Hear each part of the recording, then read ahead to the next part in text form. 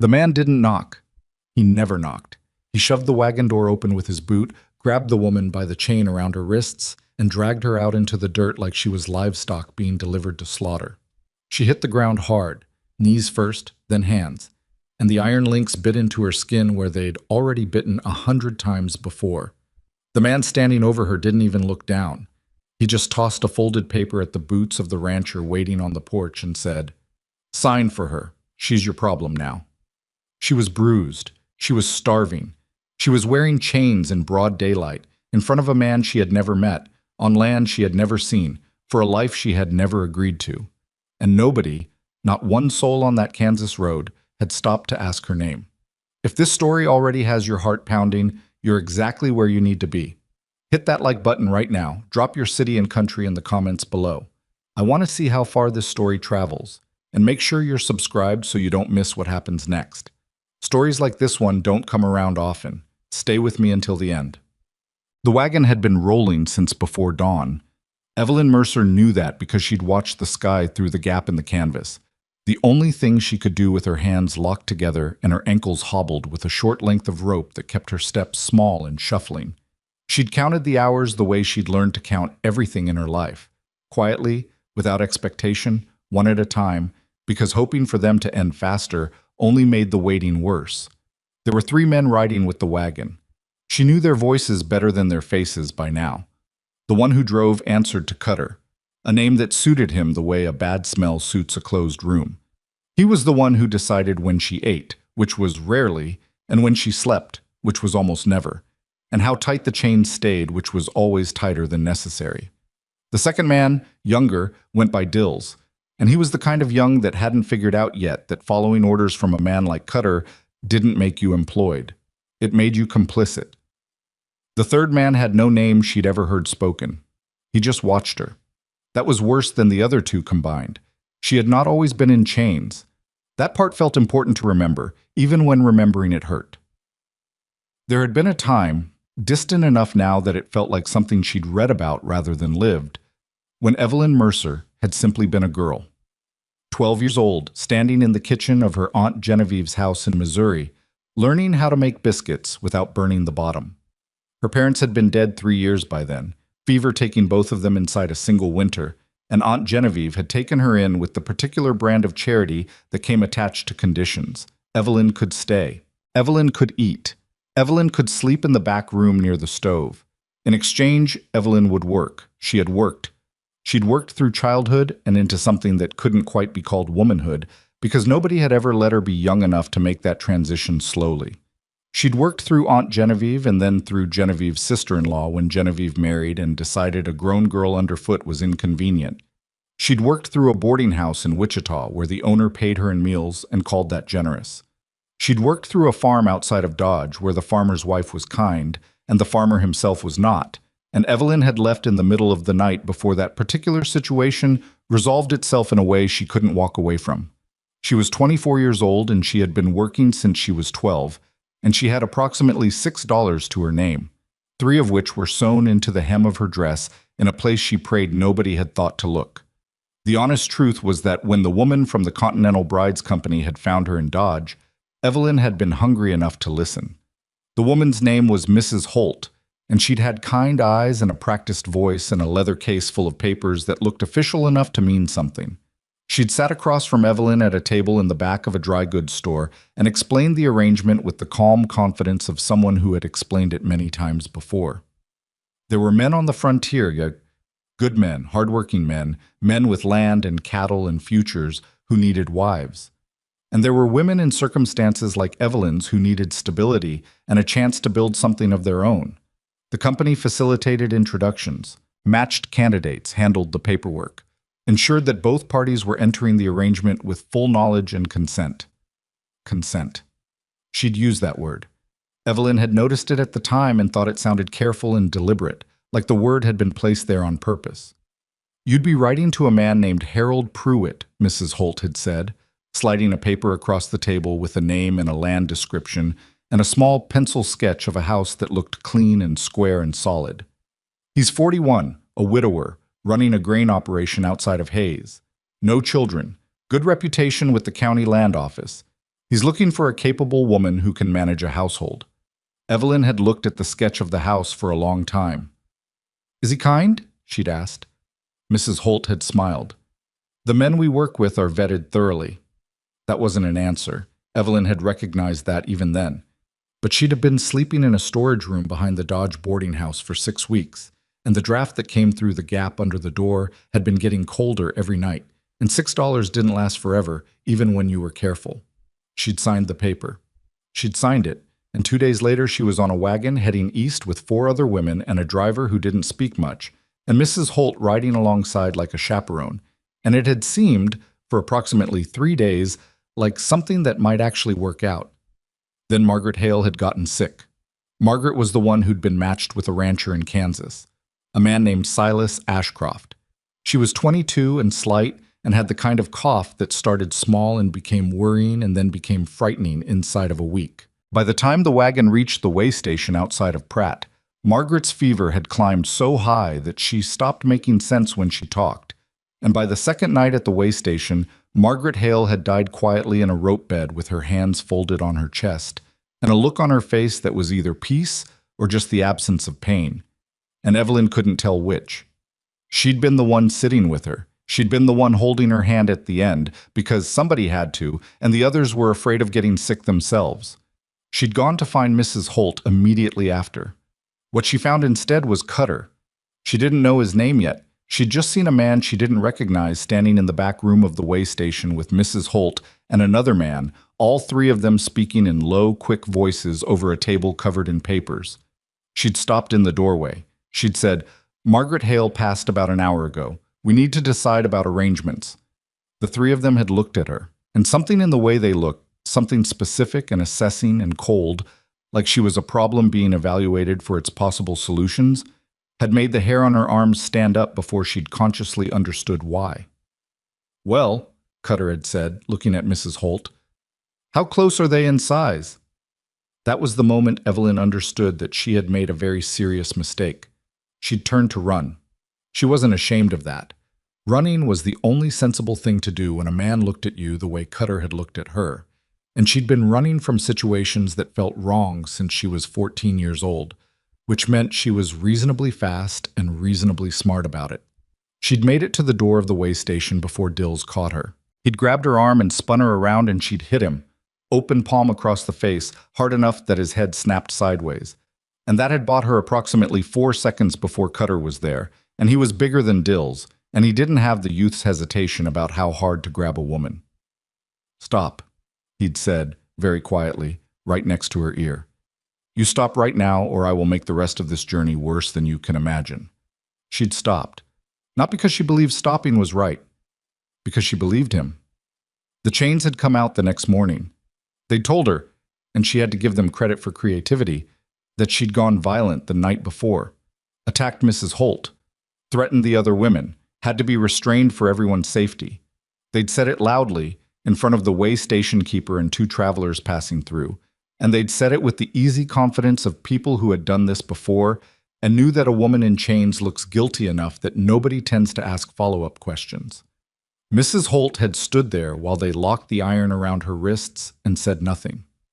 That was the part Evelyn came back to, lying in the wagon in the hours before dawn. Mrs. Holt, with her kind eyes and her careful use of the word consent, standing there watching and saying nothing, not out of fear, out of habit, out of practice, out of whatever it was that let a person participate in something like this without their face showing it.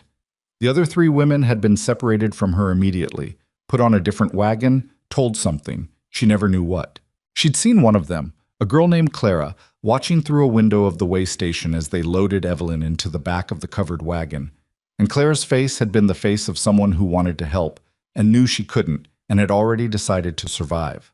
Evelyn didn't blame her. She'd been Clara before, more than once. The wagon had moved. It had been moving, with stops that blurred together and days she tracked only by light and dark, for what she calculated as 9 days. They'd fed her, enough to keep her upright, not enough to call it care.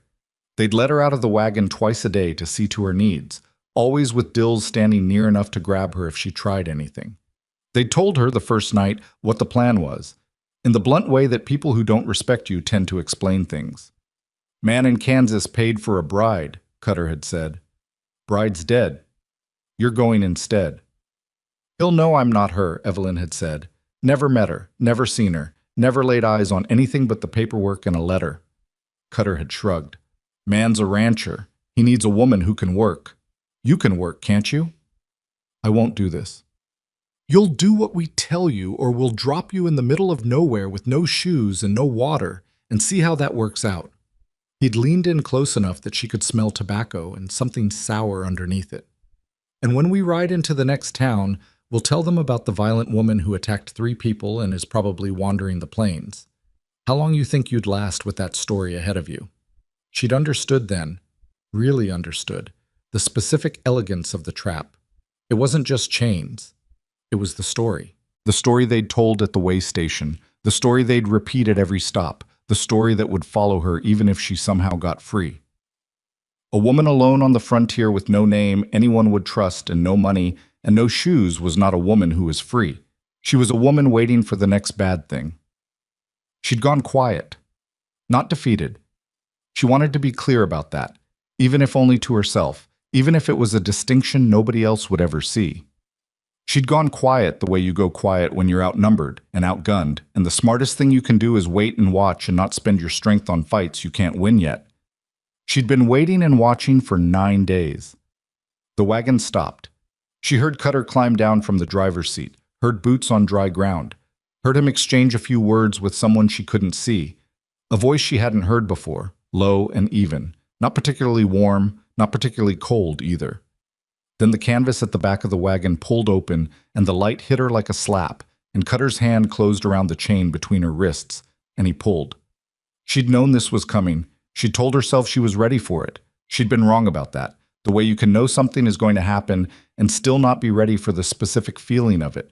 Her knees on the hard ground, the chain jerking, the sound of dills somewhere behind her suppressing a laugh. She got her hands under her before her face hit the dirt. That was something. She pushed herself up to her knees and looked up, blinking in the afternoon light, and the first thing she saw was the ranch. It wasn't much. From the outside. A main house, solid enough, built from lumber and stone in roughly equal proportions. The kind of construction that prioritized survival over appearance. A barn that was larger than the house and in slightly better repair. A corral with 4 horses that looked well fed. A garden plot to the east side of the house that someone had been tending, the rows neat and recently turned. A forge set up under an open-sided lean-to between the barn and the house, cold now in the late afternoon, but clearly well used. And on the porch of the main house, standing with his arms at his sides and a piece of paper in one hand that she recognized as the kind of document you sign when a company delivers something to you. A man. He was tall. Not unusually so, but he used the height the way some men do, standing with a straightness that wasn't stiff so much as considered, like someone who had thought about how to take up space and settled on doing it honestly. He was somewhere in his late 30s or early 40s, dark-haired going gray at the temples, with the kind of face that weather and work had gotten too early. Not hard exactly, but not soft either. Hands that were clearly a working man's hands. A jaw that needed a shave he hadn't gotten around to. He was looking at her. Not the way men usually looked at her when she was in chains, with the particular mixture of judgment and discomfort that people use when they've decided someone else's situation is that person's own fault. He was just looking, directly, like he was trying to figure something out and wasn't going to pretend otherwise. Cutter tossed the paper toward the porch steps. Sign for her. She's your problem now. The man on the porch didn't pick up the paper. He came down the steps instead. Slow, even steps. Not hurrying, not performing anything. He stopped about 6 feet from Evelyn and looked at her for a moment, at her face, at her wrists, at the iron around them. And then he looked at Cutter with an expression that she couldn't immediately read. What is this? He said. What it looks like, Cutter said. Your bride. Continental Brides Company, paid and processed. Just sign the receipt and we'll be on our way. She's in chains. She's a danger to herself and others. Had to restrain her for the journey. It's noted in the paperwork. The man looked back at Evelyn, not at the chains, at her face. Who did this to you? She hadn't expected that question. She didn't know what she'd expected. Something. Some version of the transaction she'd watched men perform a dozen times over her life, where a woman was the item and the men talked over her head and the item stood there and waited to find out where it was going. She'd had a version of what she was going to say prepared. Something careful, something designed to establish her credibility without triggering Cutter's temper before she'd had a chance to assess the situation. What she said instead was, them. Just the one word. She hadn't planned it.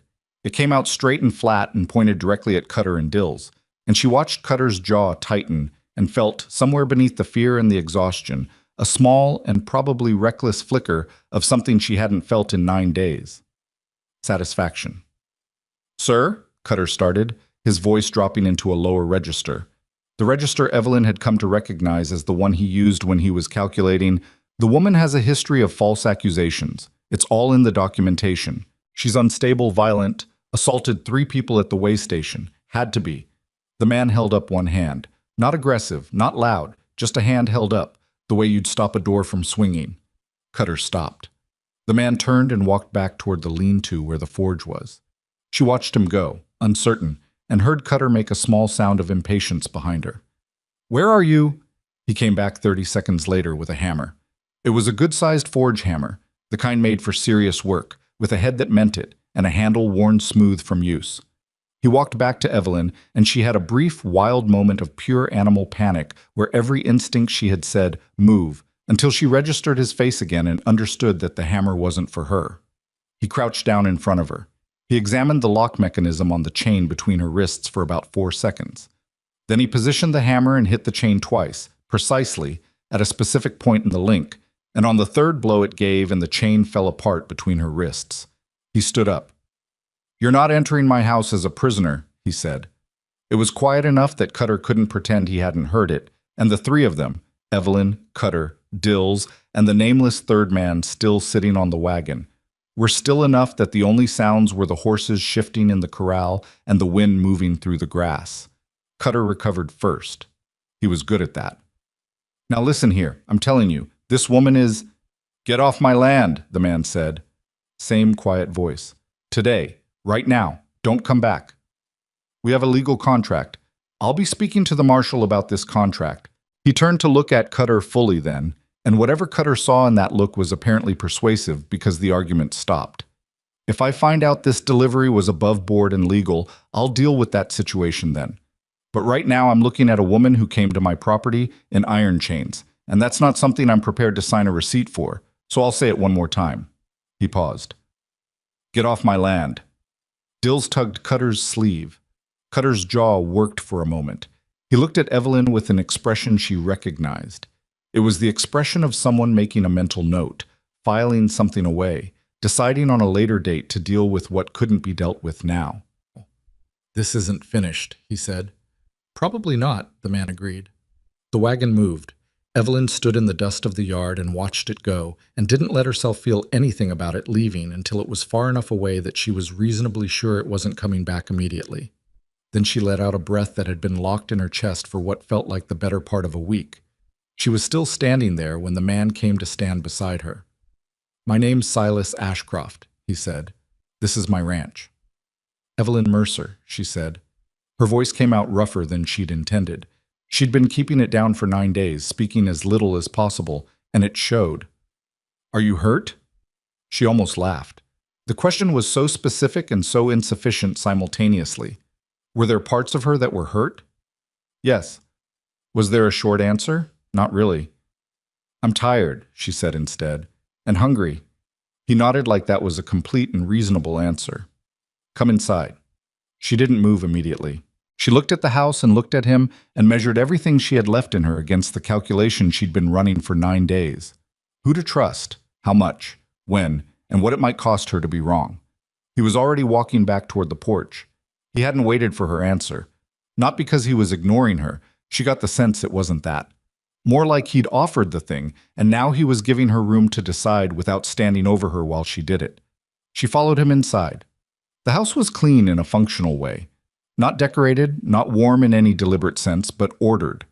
Someone had put effort into keeping things where they belonged. The kitchen was in the back, and there was a pot on the stove that smelled like it had been there since morning, something with beans and maybe salt pork, and the smell of it hit Evelyn so directly that her knees actually softened for a moment. She sat down at the table without being asked. He pulled 2 bowls from the shelf and ladled soup into both of them and put one in front of her with a spoon and a piece of bread that was 2 days old but still solid. She ate. She didn't talk. He didn't push her to. He sat across the table with his own bowl and ate and let the silence be what it was.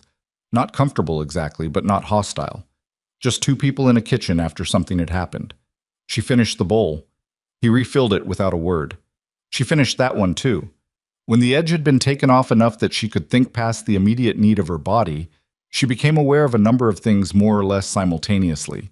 That her wrists hurt where the chains had been. That she hadn't slept properly in over a week. That the man across the table from her was waiting for something. Not impatiently, but waiting.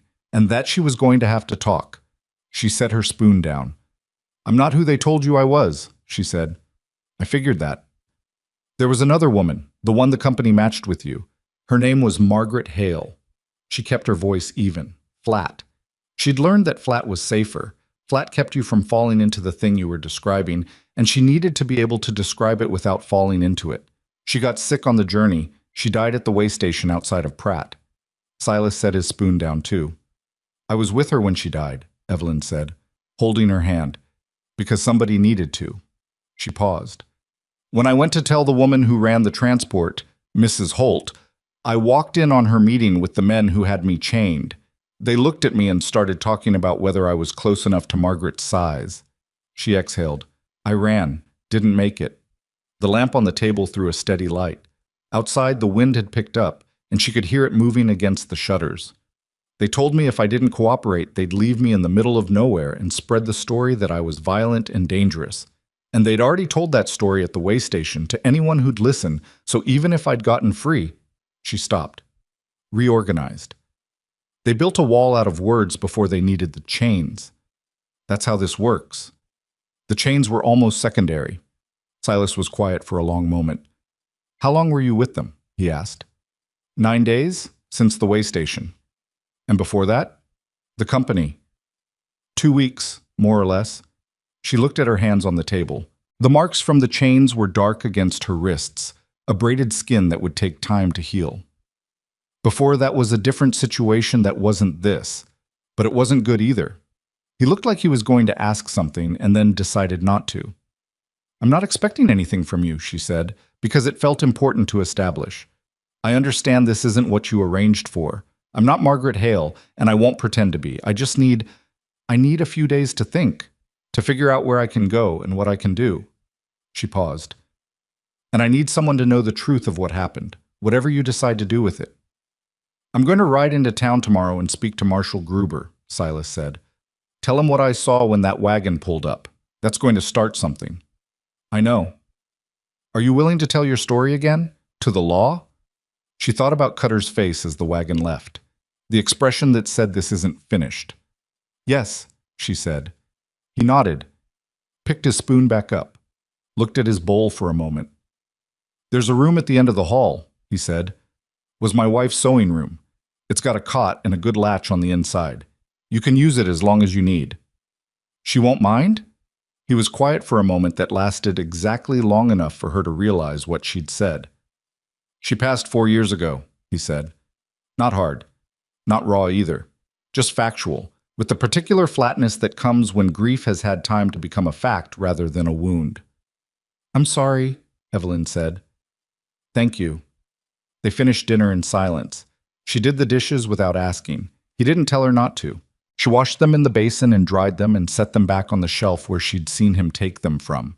And when she turned around, he was standing in the doorway of the kitchen, watching her with an expression she couldn't entirely decode. "You don't need to earn your keep tonight," he said. "You just got here." "I know," she said. "I wanted to." That was true. She hadn't been able to do anything useful for 9 days. Hadn't been allowed to, hadn't had the freedom to. Washing dishes was small and stupid, and she knew it, but it was something she'd chosen to do, and after 9 days of choosing nothing, that mattered. He seemed to understand. He stepped back from the doorway. "Room's to the left," he said. "There's water in the pitcher. I'll be up early, usually around 5, but don't worry about that tonight." Ashcroft, she said. He stopped. Thank you. For the hammer. She paused. For not signing. He stood in the hallway for a moment.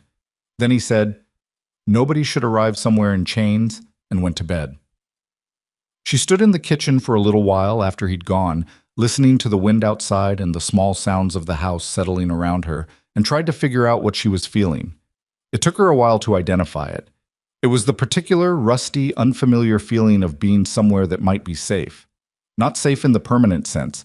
She was too practical for that. Too many things were still unresolved. Cutter was still out there. The story they'd told at the way station was still out there. Margaret Hale's body was somewhere between here and Pratt, with nobody who knew her real name to speak for her. But tonight she was in a warm room with a latch on the inside of the door, and she had eaten 2 bowls of soup, and a man she'd never met had broken her chains with a forge hammer without being asked. For tonight, that was enough to work with. She went to the room at the end of the hall and latched the door, and lay down on the cot in her clothes, and was asleep in under a minute. Outside, the Kansas wind moved through the grass in long, steady waves, and the horses in the corral shifted and settled, and the forge under the lean-to sat cold and quiet, and on the porch step there was a folded piece of paper that nobody had signed, going soft at the edges in the night air. She woke before 5. Old habit. The kind that gets drilled into you not by discipline but by consequence. By the particular education of learning that sleeping past the household's patience costs you in ways that are hard to recover from before breakfast. Evelyn lay on the cot in the sewing room for a moment, staring at the ceiling, cataloging the sounds of the house the way she always cataloged unfamiliar spaces. What creaked, what didn't, where the drafts came from, whether anything sounded wrong. Nothing sounded wrong. That was itself slightly disorienting. She got up, splashed water from the pitcher on her face, and looked at her wrists in the gray early light. The marks from the chains had darkened overnight into something between a bruise and a burn. Not deep, but vivid, and they'd be vivid for a while. She pulled her sleeves down and went to the kitchen. Silas was already there. He had the stove going and coffee on, and he was standing at the kitchen window with a mug in his hand looking out at the yard with the particular stillness of someone who did this every morning and didn't need to think about it anymore. He heard her come in and didn't turn around immediately. Just said, "Coffee's ready." "Thank you." She poured a mug and stood on the other side of the kitchen, and they were both quiet for a minute, looking at different things, and it wasn't uncomfortable. It was just early morning, which has its own rules. "I'm riding to town after the horses are seen to," he said. "Probably around 8. Marshal Gruber's office opens at 9. "I want to come." He turned then. Not surprised exactly. More like he'd been prepared for it. "It'll be easier without you there for the first conversation. Gruber needs to hear it from me first, just what I saw when the wagon arrived. You walking in telling the story yourself, some men are going to dismiss it as a woman with a grievance." She wanted to argue. She understood why she shouldn't. "And after that first conversation," she said, "then he'll want to talk to you directly, and you can tell him everything." He set his mug down. "I'm not trying to manage you. I just know Gruber." "All right," she said. Not because she was surrendering the point, because he was probably right, and being right about something wasn't the same as taking control of it. "I'll stay, but I want to know what he says, word for word, when you get back." "Word for word," he agreed. He went out to see to the horses. She made breakfast, not because he'd asked her to, but because the kitchen had what she needed, and her hands needed something to do, and sitting still had never come naturally to her, even under normal circumstances, which these weren't. She found eggs and salt pork and made enough for 2 people and had it on the table when he came back in. He looked at the table and then at her. "I said you didn't need to eat. I know what you said." She sat down. "Eat before it gets cold." He sat down and ate. After a moment, something that wasn't quite a smile moved across his face and then was gone. They ate without much conversation, but it was a different kind of quiet than the night before, slightly less careful, with a little more ease in it, the way 2 people sharing space will sometimes settle into each other's rhythms without deciding to. When he left for town, she was already in the yard with the intention of making herself useful enough to justify taking up space. She'd assessed the situation the previous evening with the automatic eye she'd developed over years of moving into households where her position had to be established quickly. What needed doing, what had been done recently, what had been let go. The garden was in decent shape. Someone had been keeping up with it, probably Silas himself, though he didn't seem like the type who enjoyed it. The barn needed mucking out, which she did without drama and without waiting to be asked. There was a pile of mending near the back door of the house, shirts and work trousers with tears that had been waiting too long, and she brought that inside and started on it at the kitchen table. She was on the third shirt when she heard the sound of a horse coming into the yard, and her whole body went tight for a moment before she made herself go still and listen. One horse, not a wagon, moving at an easy pace, not urgent. She went to the window. A woman was dismounting in the yard. Older, maybe 60, solid and deliberate in her movements, with gray hair pinned up under a plain bonnet and the kind of face that didn't waste expression on anything that didn't earn it. She tied her horse and looked at the house with the particular look of someone who knows a place well enough to notice what's different about it. Evelyn met her at the door before she could knock. They looked at each other. "You're not who I expected," the woman said. "No," Evelyn said. "I'm not. I'm Ruth Calloway. My husband and I have the farm about 1.5 miles east. Silas and I have an arrangement. I check on things when he has to be away for a day." She paused. "He didn't tell me he'd have company." "He left this morning before he could tell you much of anything, I suspect." Evelyn stepped back from the door. "Come in. There's coffee still." Ruth came in and looked around the kitchen with a thoroughness that wasn't rude but wasn't subtle either. Her eyes landed on the mending on the table, the clean dishes on the shelf, the faint smell of the breakfast that had been cooked and cleaned up already. "Sit down," Evelyn said. "I'll tell you what I can." Ruth sat. Evelyn poured coffee and sat across from her and told her the short version. Not the whole thing, but enough. The company, Margaret Hale, the way station, the chains. She kept her voice level the whole way through and watched Ruth's face, which did things but did them carefully, like a woman who had learned to reserve judgment because she'd been wrong before about where to put it. When Evelyn stopped talking, Ruth was quiet for a moment. "That paper they wanted Silas to sign," she said. "He didn't." "No." "And the chains." "Forged hammer, 3 hits." Ruth looked at her coffee. "That sounds like him." "You know him well?" "Known him 11 years, since before his wife died." She looked up. "Eleanor was a good woman, practical, didn't complain." She paused. "He's been running this place alone for 4 years. It's too much for one person. That's why the company." Another pause. "Though I told him the company was a fool's errand." "You weren't wrong." Ruth made a short sound that might have been a laugh. "I'm not often wrong. I'm occasionally premature, which is different." She looked at Evelyn more directly. "What do you need?" The question was so straightforward that it caught Evelyn off guard for a second. "Right now, to stay long enough to speak to the marshal and do what I can for Margaret Hale. She died among strangers and got buried without anyone knowing her name. That's not right." Ruth nodded slowly. "And after that?" "I don't know yet." "Fair enough." Ruth stood up. "I'll come back this afternoon when Silas is home. We can talk more then." She picked up her bonnet and looked at Evelyn steadily. "I'm going to be watching you. You understand that. Not because I think you're lying. I've been lied to enough times to know when I'm not. But Silas is a person I care about, and he's had enough hard things." "I understand that," Evelyn said. "I'd think less of you if you weren't watching." Ruth looked at her for a moment. Then she put her bonnet on and went out. Silas came back in the early afternoon with news that Evelyn could read on his face before he'd finished tying his horse. Something had happened, but it wasn't finished yet, which meant it was neither good news nor bad news, but the complicated kind that would take longer to explain than to feel. He came inside and sat at the table, and she put coffee in front of him and waited. "Gruber took it seriously," he said. "More seriously than I expected, honestly. He knows the Continental Brides Company. Apparently there have been complaints before from other counties, nothing that stuck because no one had hard evidence. What I told him about the chains and the paperwork and the way they left." He paused. "He's sending a wire to the county seat today, and he wants to speak with you tomorrow morning, first thing." "All right, right. There's more." He wrapped both hands around the mug. "I asked him about the way station outside of Pratt, about whether anyone had reported a death there in the last 2 weeks." He looked at the table for a moment. "There's no record, no burial registered, no report." Evelyn sat down. "Margaret Hale," she said. "No record of her anywhere between here and Pratt, which means either the way station keeper didn't report it, or they moved her." Her voice came out steadier than she felt. "Or worse, They didn't want a death on their record because a dead bride means questions about what happened to the woman who was supposed to arrive instead.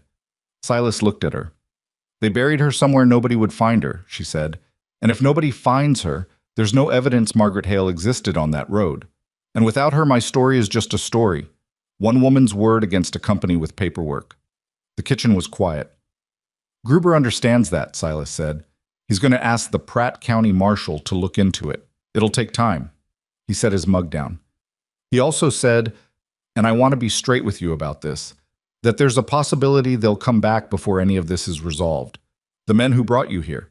If they figure out you're talking to the law, they'll come back either way, Evelyn said. Cutter's not the kind of man who lets a loose end stay loose. I know. He said it quietly, without drama. I want you to know where the rifle is. And the shotgun. She looked at him. You're not going to tell me to stay out of it? You're already in it, he said. Telling you to stay out of it would just mean telling you to be unprepared. She thought about the way the men in previous households had handled things like this. The idea that protecting a woman meant keeping her uninformed, as though ignorance were the same as safety. She'd known men who genuinely believed that. She'd watched women get hurt because of it. The rifle's in the front room, he said. Left side of the door, on the pegs, loaded. The shotgun's in the bedroom, under the bed, also loaded. He paused. Can you shoot? Rifle, yes. Shotgun I've handled twice. I'm better with the rifle. He nodded. Then you know what's there. Ruth came back mid-afternoon as she'd said she would, and she and Silas talked in the yard for a while with the lowered voices that meant they were saying things they weren't sure Evelyn needed to hear. She didn't try to listen. She went back to the mending and worked through the pile until she'd finished everything in it. And by the time they came inside, she had also started a pot of beans for supper because the salt pork she'd found that morning needed to be used. Ruth sat at the table and looked at the pot on the stove and then at Evelyn and said, You cooked for us. I was already cooking, Evelyn said. Adding more to the pot isn't heroic. No, Ruth said, but it's something. They ate together, the three of them, and it had a slightly different character than the morning's breakfast. Something more deliberate about it. Like a meal that meant something. Ruth asked Evelyn questions, not unkind ones, just the kind of questions an honest person asks when they're trying to understand a situation. Where she was from, what she'd done before, how she'd come to be in Dodge. Evelyn answered honestly, or as honestly as she knew how to be, which meant leaving certain things imprecise but not lying about any of it. Ruth didn't push where Evelyn left things imprecise. The other women, Ruth said at one point, the ones who were with you before, the ones they put on a separate wagon, do you know where they ended up? No, I don't know if they went where they were supposed to go or somewhere else. She paused. I don't know if what happened to me happened to any of them. I hope not. But you don't know. No. Ruth looked at Silas. Something passed between them. Not words, just the particular communication of people who have known each other long enough that certain things don't require language. Gruber needs to know about the other women, Ruth said. I'll tell him tomorrow, Evelyn said. The next morning, Evelyn rode into town with Silas. The marshal's office was on the main street of Harlan, a town of perhaps 400 people, with the usual arrangement of dry goods and a bank and a livery and a barber shop and a saloon that did more business than any of the others combined. Marshal Gruber was a heavy-set man in his 50s with a white mustache and an expression of permanent professional skepticism that Evelyn suspected was not personal. He had the look of a man who had been lied to enough times that he'd built caution directly into his face. He listened to her for 45 minutes without interrupting, which she respected. He took notes with a stub of pencil on paper that had clearly been used on the other side already, flipped over for efficiency. He asked questions that were precise and specific. Dates, locations, names, physical descriptions of Cutter and Dills and the third man. When she described the moment at the way station, when she'd walked in on the conversation, he made her go through it twice. You said Mrs. Holt was present, he said. Yes. And she said nothing while they put the chains on you. Nothing. Did she look like someone who was being coerced herself? Frightened? Evelyn thought about Mrs. Holt's face, the practiced calm of it, the kind eyes that stayed kind even while watching something wrong happen. No, she said. She looked like someone doing a job they'd done before. Gruber wrote something down. The woman who died, he said. Margaret Hale. Can you describe her? She described Margaret, the slight build, the brown hair, the cough that had started 3 days into the journey and worsened steadily, the way she'd asked Evelyn to hold her hand because she said it helped her breathe easier, even though both of them had known by then that it wasn't a breathing problem anymore. Gruber's pencil slowed while she described that part. You stayed with her, he said. It wasn't a question. Someone had to. He looked at her for a moment, then he wrote something else. I'm going to be honest with you, Miss Mercer, he said. What you're describing, if it's accurate, it's accurate. If it's accurate, he continued, without inflection, is serious enough that it's going to draw attention from people with more authority than a county marshal in Kansas. That's not a bad thing, but it means this is going to take time, and it means there are going to be moments where you're asked to repeat yourself to people who are deciding whether to believe you. I understand that. And there's a possibility, I want you to think clearly about this, that the men involved will become aware that you're speaking to law enforcement. That creates a risk. They were already going to come back, she said. Cutter made that clear when he left. The only question was whether I was going to be talking to the law before he did or after. Gruber studied her. You're not easily frightened. I am, actually, she said. I'm just used to being frightened and having to do things anyway. He leaned back in his chair. All right. I'm going to be in contact with the Pratt County Marshal about the way station and the question of Miss Hale's burial. I'm also going to send an inquiry to the county seat about the Continental Brides Company, whether they're legally registered, what complaints exist against them. In the meantime, I want you to write down everything you've told me, as much detail as you can, dates, descriptions, the sequence of events, signed and dated. When? As soon as possible. Today, if you can. She spent 2 hours at the marshal's office that afternoon, writing. Silas waited outside with the horses and didn't complain about it. When she came out, her hand was cramped and her back ached from the chair, and she had produced 4 pages of close, careful handwriting that covered everything from the moment she'd signed the company's paper in Dodge to the moment the wagon had pulled away from the Ashcroft ranch. Silas read it in the saddle on the way back. She watched him read it and watched his face, the way certain parts of it made something in his jaw tighten without him saying anything. The part about the wagon wheels, he said, when he'd finished. What about it? They tied you to wagon wheels at night. So I couldn't run. He folded the pages and handed them back to her and didn't say anything for a while. The road back to the ranch ran through dry grass that the wind moved in long, slow rolls, and the sky above was the particular shade of blue that Kansas afternoons got in late summer, wide and impassive and indifferent to everything happening underneath it. The other women from before, he said eventually, the households you worked in. What about them? Was it always like this? She thought about how to answer that honestly. Not always this bad, she said. The worst before this was a farm where the man had a temper and a long memory for grudges. I left in the middle of the night and walked 8 miles to the next town. That was the worst before this. She paused. It's a particular kind of situation, being a woman alone, with no family and no money and no one who'll notice if something happens to you.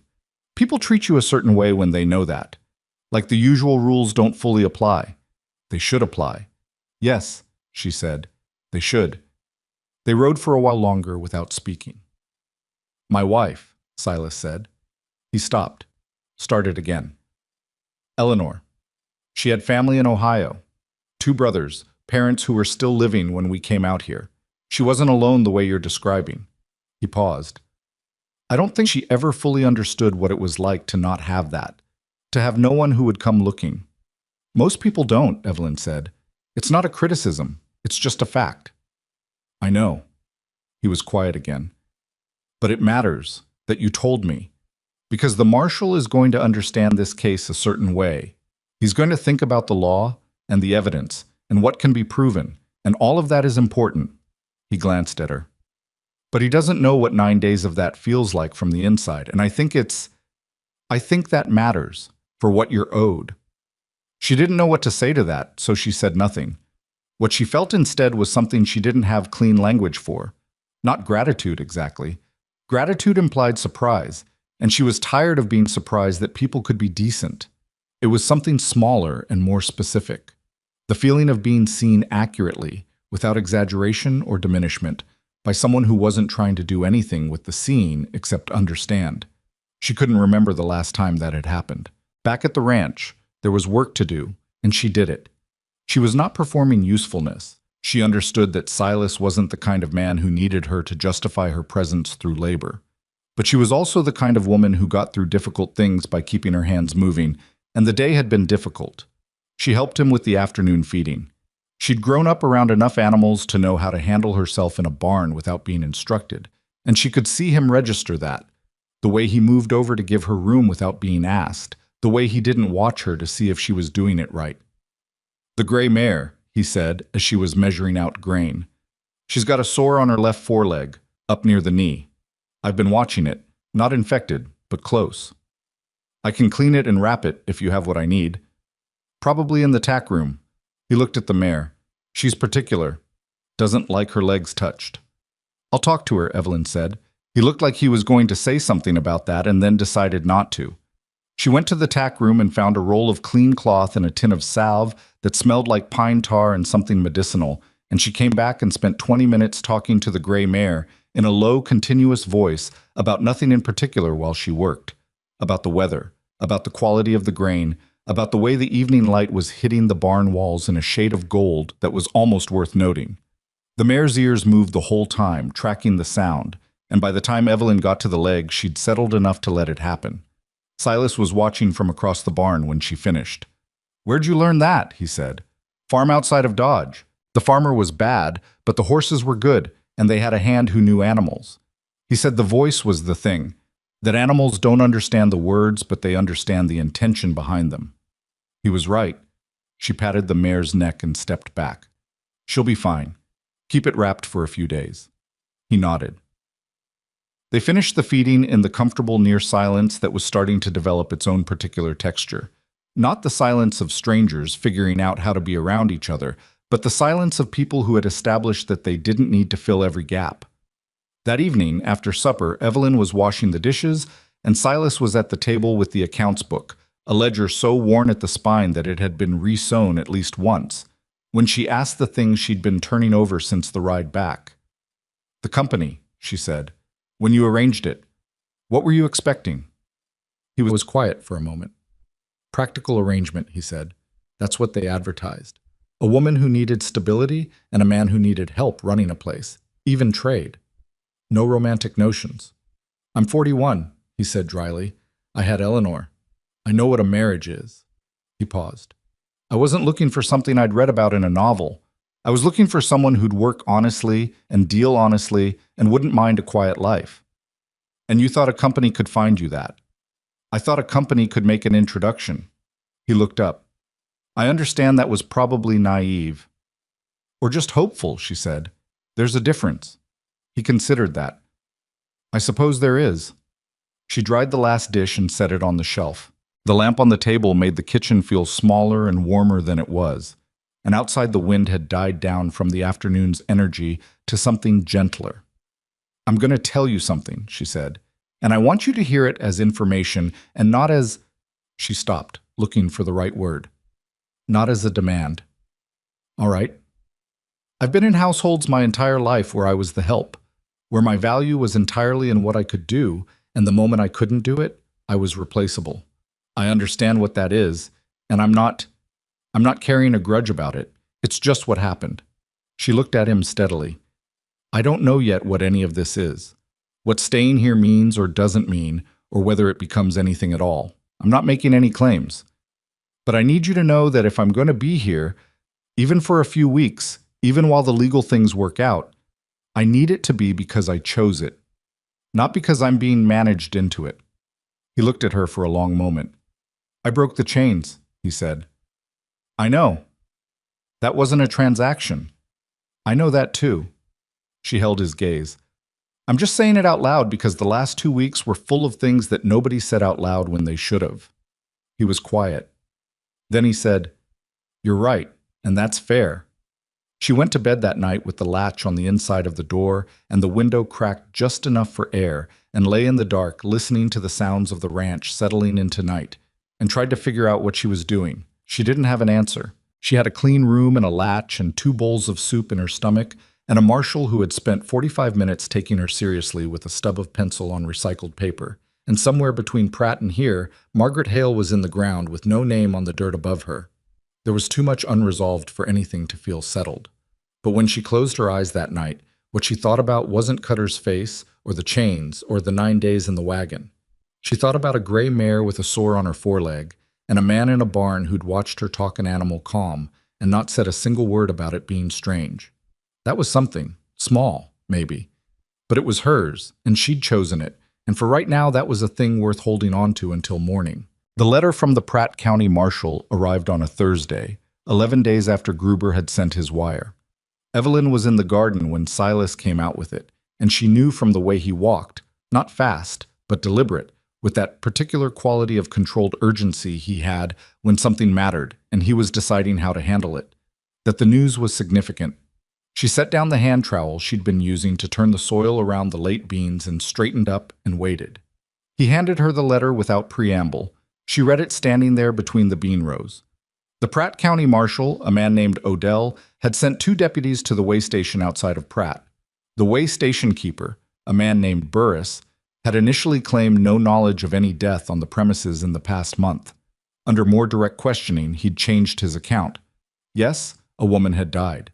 Yes, she'd been traveling with a group from a bride company. No, he hadn't filed a report because the men in charge of the transport had told him it was being handled through the company's own records. The deputies had asked where the woman was buried.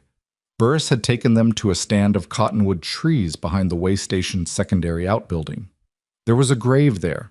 No marker, no name, just turned earth under the cottonwoods, already starting to settle. The letter said the body had been exhumed for proper identification and examination. It also said there were signs the woman had not died entirely from illness. Evelyn read that sentence twice. She folded the letter and handed it back to Silas and looked at the bean rows for a moment because she needed to look at something ordinary while she processed what she'd just read. She was sick, she said. I was with her. She was genuinely sick. I know. But She stopped, felt the particular cold of understanding something you'd suspected but hadn't let yourself fully accept. They didn't wait for the sickness to finish, did they? Silas said nothing. He didn't have to. She pressed both hands flat against her thighs and breathed once, slow, through her nose. The thing about grief was that it didn't always come immediately. Sometimes it sat at the edge of you for days, waiting for the moment when the facts were clear enough that there was nothing left to do but feel them. She'd held Margaret Hale's hand for 3 hours. She'd sat with her while she labored to breathe, in a rope bed in a way station that smelled like old wood and livestock, and she'd thought she understood what she was watching. She had not fully understood what she was watching. Gruber needs to see this today, she said. I'll ride in this afternoon.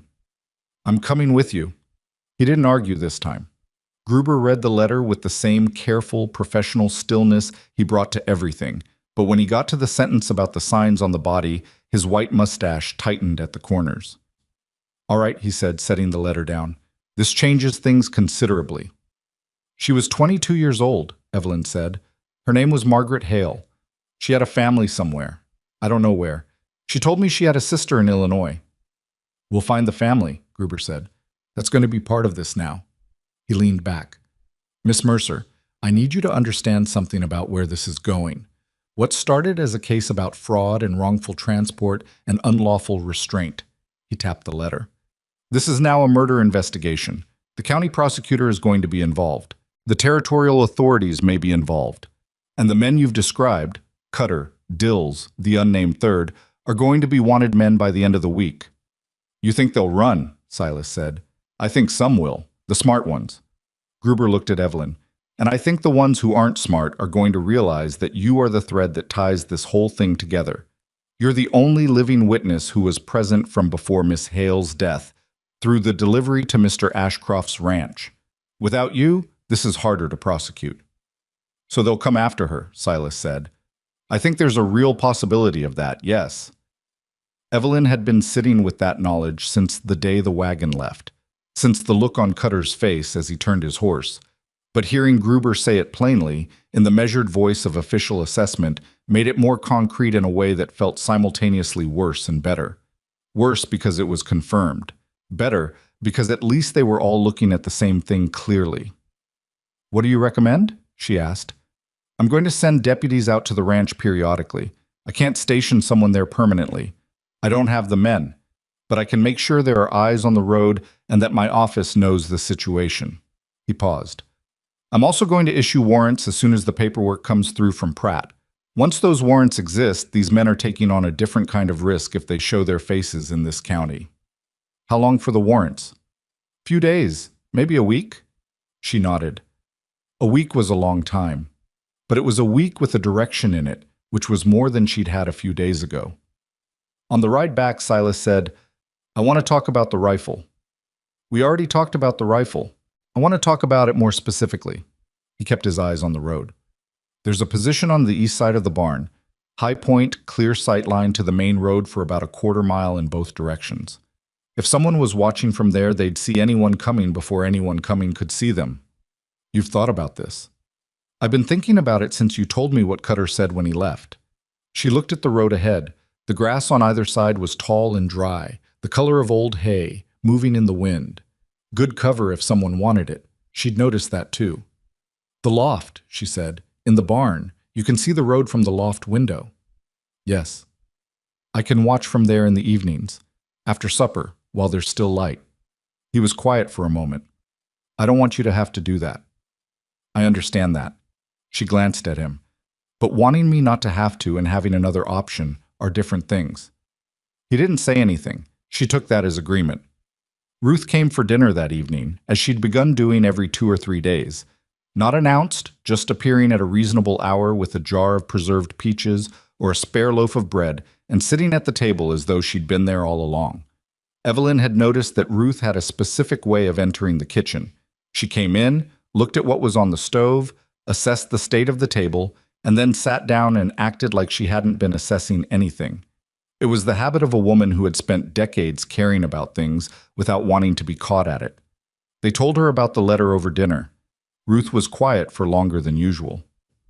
"Margaret Hale," she said finally. 22. "Yes." Ruth looked at her preserved peaches, which she'd brought and then forgotten to open.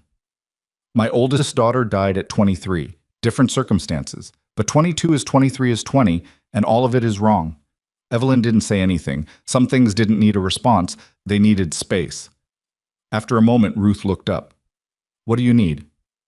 "Same thing I needed last time you asked," Evelyn said. "To see it through." "Then we see it through." Ruth said it simply, the way she said most things, as though the decision had been made before the words, and the words were just the formal announcement. She looked at Silas. "You're going to need more than one pair of eyes." "I know. My husband Ed can ride out on the days I don't come. He's slow and he complains about his back, but he can hold a rifle and he notices things." She paused. "And there are others in town who know the Ashcroft place and know Silas. I can talk to people without making it a production." "I don't want to put anyone in danger," Silas said. "People are already in danger," Ruth said flatly. "The kind of men who bury a 22-year-old girl under cottonwood trees with no name on the dirt don't limit their damage to one location. Asking the community to pay attention is not putting them in danger. It's letting them make an informed choice about whether to care." Evelyn looked at Ruth and felt something that was adjacent to affection but had sharper edges. Respect, maybe, with the warmth that accumulates when respect has enough time to settle. "Thank you," she said. Ruth opened the preserved peaches. The next several days had a different quality to them, not easier.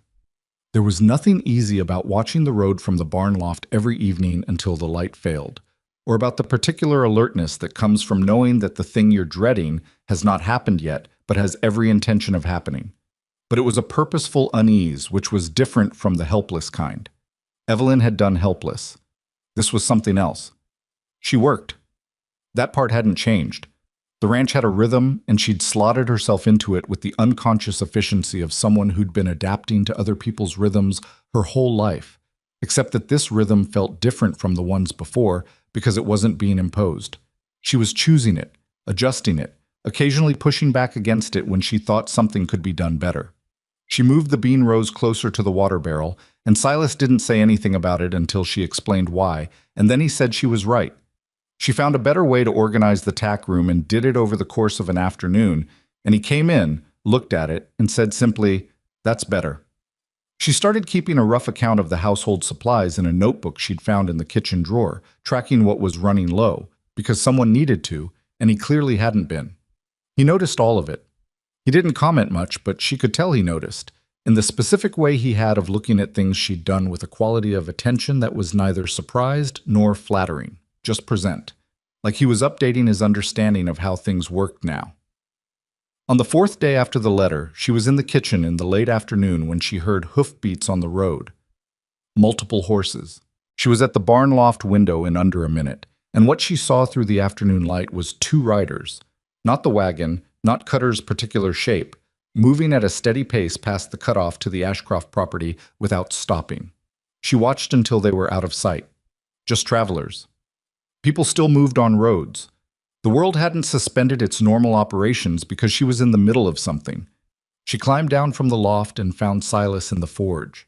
He'd been spending more time at the forge lately. She'd come to understand it was where he went when he was thinking, the way some people walked or some people cleaned.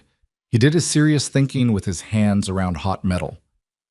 "Just travelers," she said. He set down the tongs. He was making something. She couldn't tell what yet. A long piece, being worked in sections. "You don't have to do every watch yourself," he said. "I know." "Ed Calloway's coming tomorrow afternoon. He can take the evening." "Ed Calloway moves like a man who's advertising himself from a mile off," she said. "He's not going to be subtle about it." Silas looked at her. "I know, but subtle isn't always the point. Sometimes the point is that someone sees you watching and decides the trouble isn't worth it."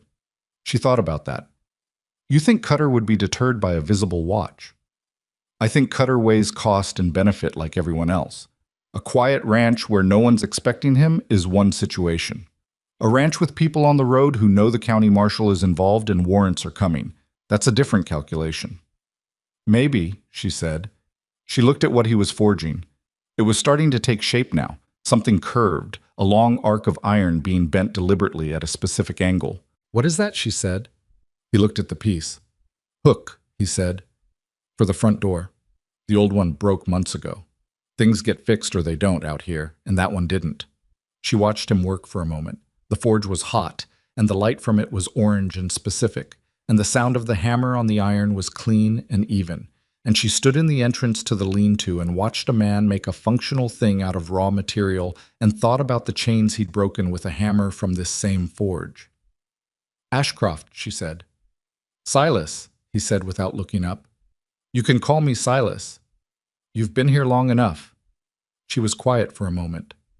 "Silas, when this is over, when the legal things are settled and the warrants are served and Margaret Hale has a name on her grave, so I don't know what I'm going to do." The hammer paused. "I'm not asking you anything," she said quickly. "I'm not implying anything. I realize that I've been so focused on getting through this that I haven't thought past it, and I need to start thinking past it, just for myself." He set the hammer down, looked at the piece he was making. "That seems reasonable." "I have $6, she said, "3 of which are sewn into my dress hem, and 3 of which you gave me, which I'm treating as wages." He'd pressed $3 into her hand 4 days ago, and when she'd started to object, he'd said simply that she'd done 4 days of ranch work, and that was what 4 days of ranch work cost him, and that had been the end of the conversation. $6 is not enough to start something new, but it's more than I've had most of my life. "What would you want?" he said. "If you could want anything without worrying about whether it was possible." She hadn't expected that question, and it took her a moment to answer it honestly. She said, "To do work that is mine, that produces something I can point to and say, that's what I built, not helped someone else build. Mine." He looked at her for a moment. "You'd be good at it." "I don't know what it is yet, but yes." She paused. "I think I would." He picked up the tongs again. "Then that's the thing to work toward," he said, as though it were that simple, as though naming a direction were the same as beginning to move in it. She wasn't sure it was that simple, but she stayed in the entrance of the lean-to for a while longer, watching him work, and didn't disagree. The warrant arrived on a Friday. Gruber rode out to the ranch himself to deliver it, which was unusual enough that Evelyn felt the quality of the situation shift the moment she saw him coming up the road on his bay horse. He came inside and sat at the table and laid the paper out and said, 3 warrants. Cutter, whose real name, we've now established, is Harold Fenn, and the man called Dills, whose name is Orrin Trask, and the third man whose name we did not know until Pratt County identified him from description. His name is Vic Morrell. All 3 have prior records with law enforcement in 2 other territories: fraud, assault, coercion. He looked at Evelyn. Mrs. Holt, whose real name is Lena Voss, has been located in Newton. She's being brought in for questioning. She'll cooperate if it means a lighter outcome for herself, Evelyn said. That's my assessment too. Gruber folded his hands, which means the evidence against the other 3 gets considerably stronger once she talks. He paused. However, there it was. However, he continued, we have not located Fenn, Trask, or Morrell. The wagon was found abandoned outside of a settlement called Dry Creek, about 30 miles south of here. We believe they have horses now, and we believe they know the warrants are coming, if they didn't know already. Silas said, how long have they been moving on horses? Our best estimate is 2 days. The kitchen was very quiet. 2 days on horses, 30 miles south. That was close. That was not a comfortable distance. You need to be prepared, Gruber said. He didn't dress it up. I'm putting 2 deputies on the road between here and town starting tonight, but it's a lot of ground and 3 men on horses in open country can avoid a road if they want to. He looked at Evelyn. Is there anything in the account you gave me, anything about how these men operate, how they've handled situations before, that tells you what they'd do? She thought about Cutter, about the way he'd handled the way station, the story he'd built out of words before he'd needed the chains, about the specific intelligence of the trap he'd laid, the way it had multiple layers so that each one you escaped only revealed the next. He's not impulsive, she said. He doesn't act until he's thought it through. He'll want to do this in a way that gives him an exit, a story he can tell afterward that accounts for what happened. She paused. He's not going to come in the middle of the day. He's not going to ride up to the front of the house. He'll want conditions that favor him, cover, a way in and a way out that he can explain or disappear through. Storm, Silas said quietly. She looked at him. There's weather coming, he said. 2-3 days. I can feel it in the air. He looked at Gruber. Cover of a storm is exactly the kind of conditions she's describing. Gruber was quiet for a moment. I'll have the deputies increase their range, he said. And I want you to send a rider the moment anything looks wrong, day or night. Understood. After Gruber left, the afternoon had a specific texture that was different from the ones before. Not quite fear. Evelyn knew what fear felt like, and this was adjacent to it but not identical. More like the feeling before a storm itself, when everything goes still and the air pressure changes and every animal on the place knows something is coming before any human will admit it. She and Silas spent the afternoon quietly putting things in order. He checked the rifle and the shotgun without being asked. She moved the water barrel closer to the house, for no reason she could articulate except that having water near the house during trouble seemed like the right instinct. She went to the barn loft and spent an extra hour at the window, learning the specific shadows of the road in late afternoon light, memorizing what normal looked like so she'd know what wrong looked like. The sky to the southwest was building. Ruth came that evening, and she and Ed Calloway stayed for dinner, and after dinner, Ed sat on the porch with the rifle on his knees and smoked his pipe in the blue evening and watched the road with the steady attention of a man who had been watching things for 60 years and was not easily unsettled by it. Inside, Ruth and Evelyn did the dishes side by side without speaking for a while. You scared? Ruth said eventually. Yes. Good. Means you're paying attention. Evelyn looked out the kitchen window at the darkening yard. I've been scared before. Lots of times. But mostly before it was the kind of scared where there's nothing you can do about whatever's coming, where you're just waiting to find out how bad it'll be. She paused. This is different. This kind, you can actually do something with. Ruth considered that. Eleanor used to say something like that, different words, same idea. She dried a plate and set it on the shelf. She was a practical woman, not cold. She had feelings, plenty of them, but she didn't let feelings make her passive. She sounds like someone worth knowing. She was. Ruth was quiet for a moment. She would have liked you, I think. She didn't have much patience for people who couldn't be honest about hard things. She looked at Evelyn sideways. She also would have seen immediately what I see. What do you see? Ruth set down the dish towel and looked at her in the particular direct way she had, the one that made pretense feel like too much effort. A woman who's been surviving so long she doesn't quite trust that anything else is possible. And a man who's been alone so long he's forgotten how to ask for what he actually needs. Evelyn didn't say anything for a moment. You're not subtle, Ruth. I'm 61 years old. Subtle is a young person's luxury. The first day passed without incident. The second day brought low clouds and a stillness in the air that made the horses restless and made Evelyn's neck prickle when she stood in the yard. The third day the sky went green-gray by mid-afternoon, and the wind started coming in the particular gusting, directional way that meant the storm wasn't organizing itself anymore. It had organized, and it was moving. Silas brought the horses into the barn at 4 o'clock. Evelyn made sure the shutters were latched on every window. Ed Calloway had come out again and was stationed in the barn with a clear sight line to the front yard and his rifle. The rain started at 7, not gradually. It arrived the way certain storms arrived on the Kansas plains, fully formed and immediate, like a door thrown open, rain and wind together with the particular force that made you understand why people who lived here built things to last. Evelyn was in the kitchen. Silas was in the front room near the door. The lamp was low. She heard the hay barn before she saw anything. It started as a sound, a deep, soft whomp that was different from the wind, and then there was light at the kitchen window that was the wrong color and the wrong quality for lightning. Silas. She was already moving. She took the rifle from the pegs by the front door and he was right behind her, and they both stopped in the doorway and looked at the hay barn, which was burning. Not all of it. The east side, where the hay was stored, that was fully involved, orange and violent and throwing sparks into the rain that should have stopped it but wasn't, quite, because the wind was wrong and the fire had gotten ahead of the moisture. Ed Calloway came out of the main barn at a run. 3 men, he called across the yard. Came in from the south fence. I saw them before the fire started, tried to get a shot off, but the rain... Get back inside, Silas said. In the main barn, stay low. Silas started toward the hay barn. Evelyn grabbed his arm. That's what they want, she said. You go to the fire, you're out in the open. He stopped. She was right, and he knew it, and she could see him know it, which was its own kind of moment. The moment a man who knows how to handle things accepts that the current thing requires something different. They pulled back to the house. The hay barn was burning, and that was a real loss and a painful one, and there was nothing to do about it right now, except not walk into what was waiting for them outside. The wait was about 6 minutes.